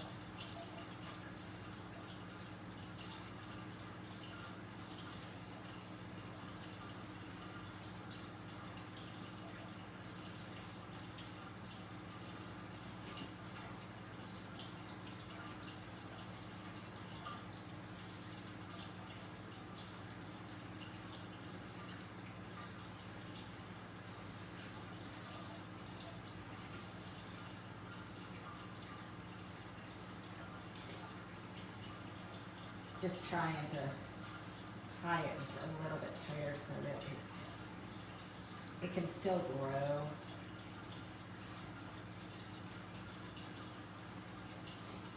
But it's not pulling on the vine like it was.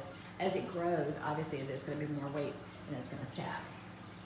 And then I'm just going to give this a little turn here so it pops up so it's not so flat on one side.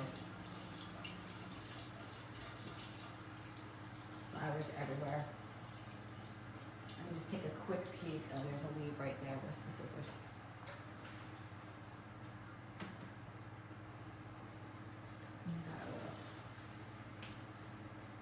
There.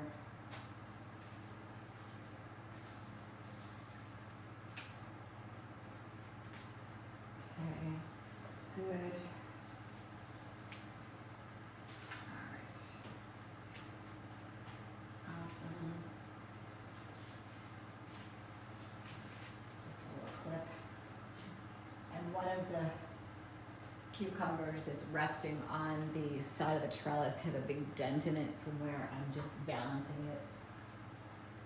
See what's going on here.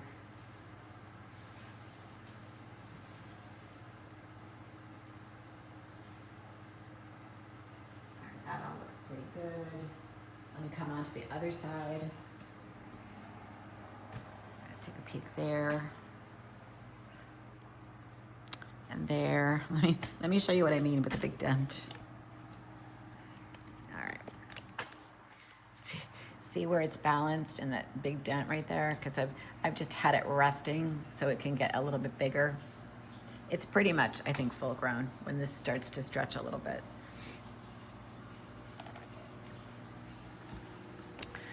this one, since I gave it a little more light, clip that leaf. We got a couple twins there, small one there, and then of course there's one on the bottom down there. That's the one that Libby likes. She loves her cucumbers. Oh, there's one on the inside. I didn't even see that one right there. Let me just take a peek to see if there's anything to pollinate.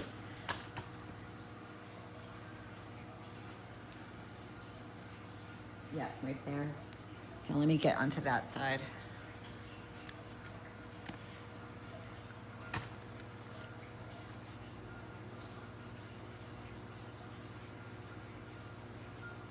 This little guy right here.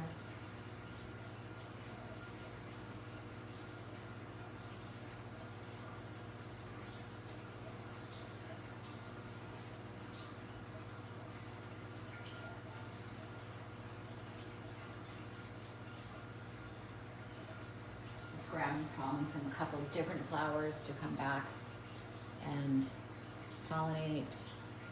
If you've got multiple flowers that you can grab pollen from, it's always a really good idea to do that. Oh, there's one behind here, so let me grab that. Kind of hiding. There's a couple up here.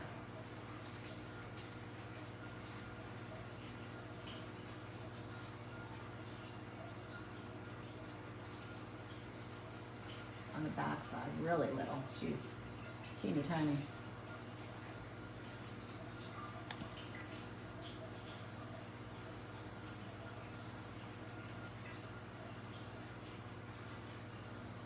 There we go. Couple leaves I should trim off because they don't look too healthy. Scissors.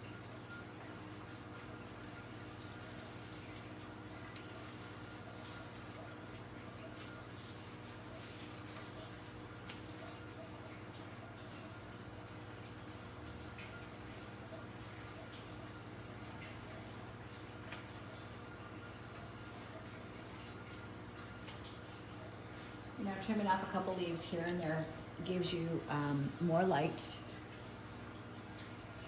gives the cucumber more energy to do what it needs to do. One in here. Also, too, you know, gives you more clarity as to, you know, if there's something to pollinate.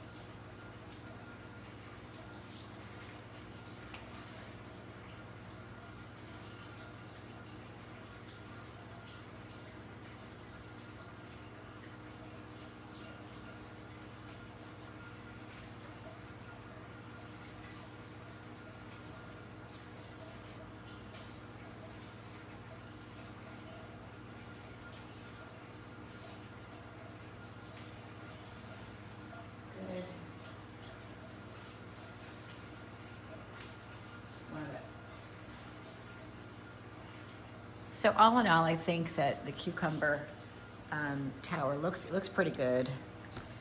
You know, it's still got a lot of fruit on it.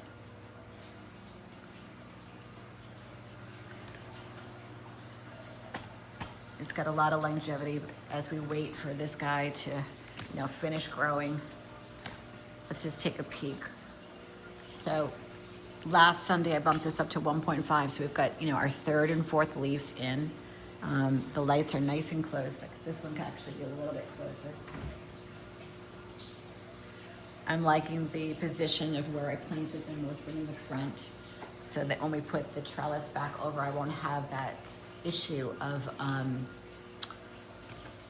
having to get back there. I mean, that was kind of a waste, and I know it's wasted space, but you know, they need room to vine, just like, you know, this guy does over here.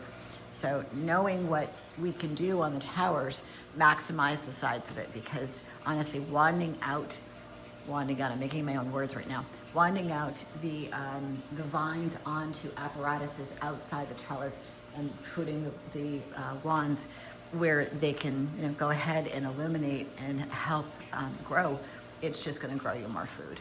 So that's where I stand on that. But yeah, no, this is just doing really great. I'm really, really pleased with the amount of cucumbers that are on there, and I think I can still maintain and still grow on this until he's ready. So, and I just love my little guy in the hammock. He's so cute. He's so cute.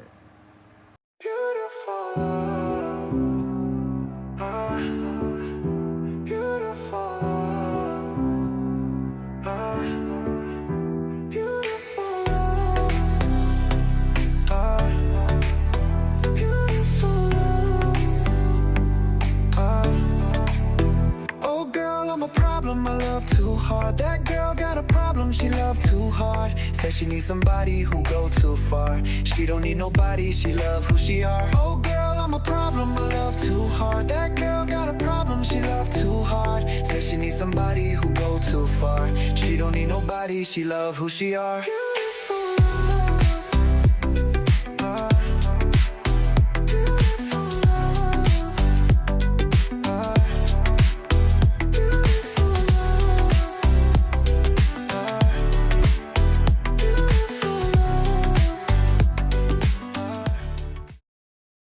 Thanks for joining me. I'm Sherry, and this is Tower Gardening Made Easy, your channel for all of your hydroponic, aeroponic tower gardening needs.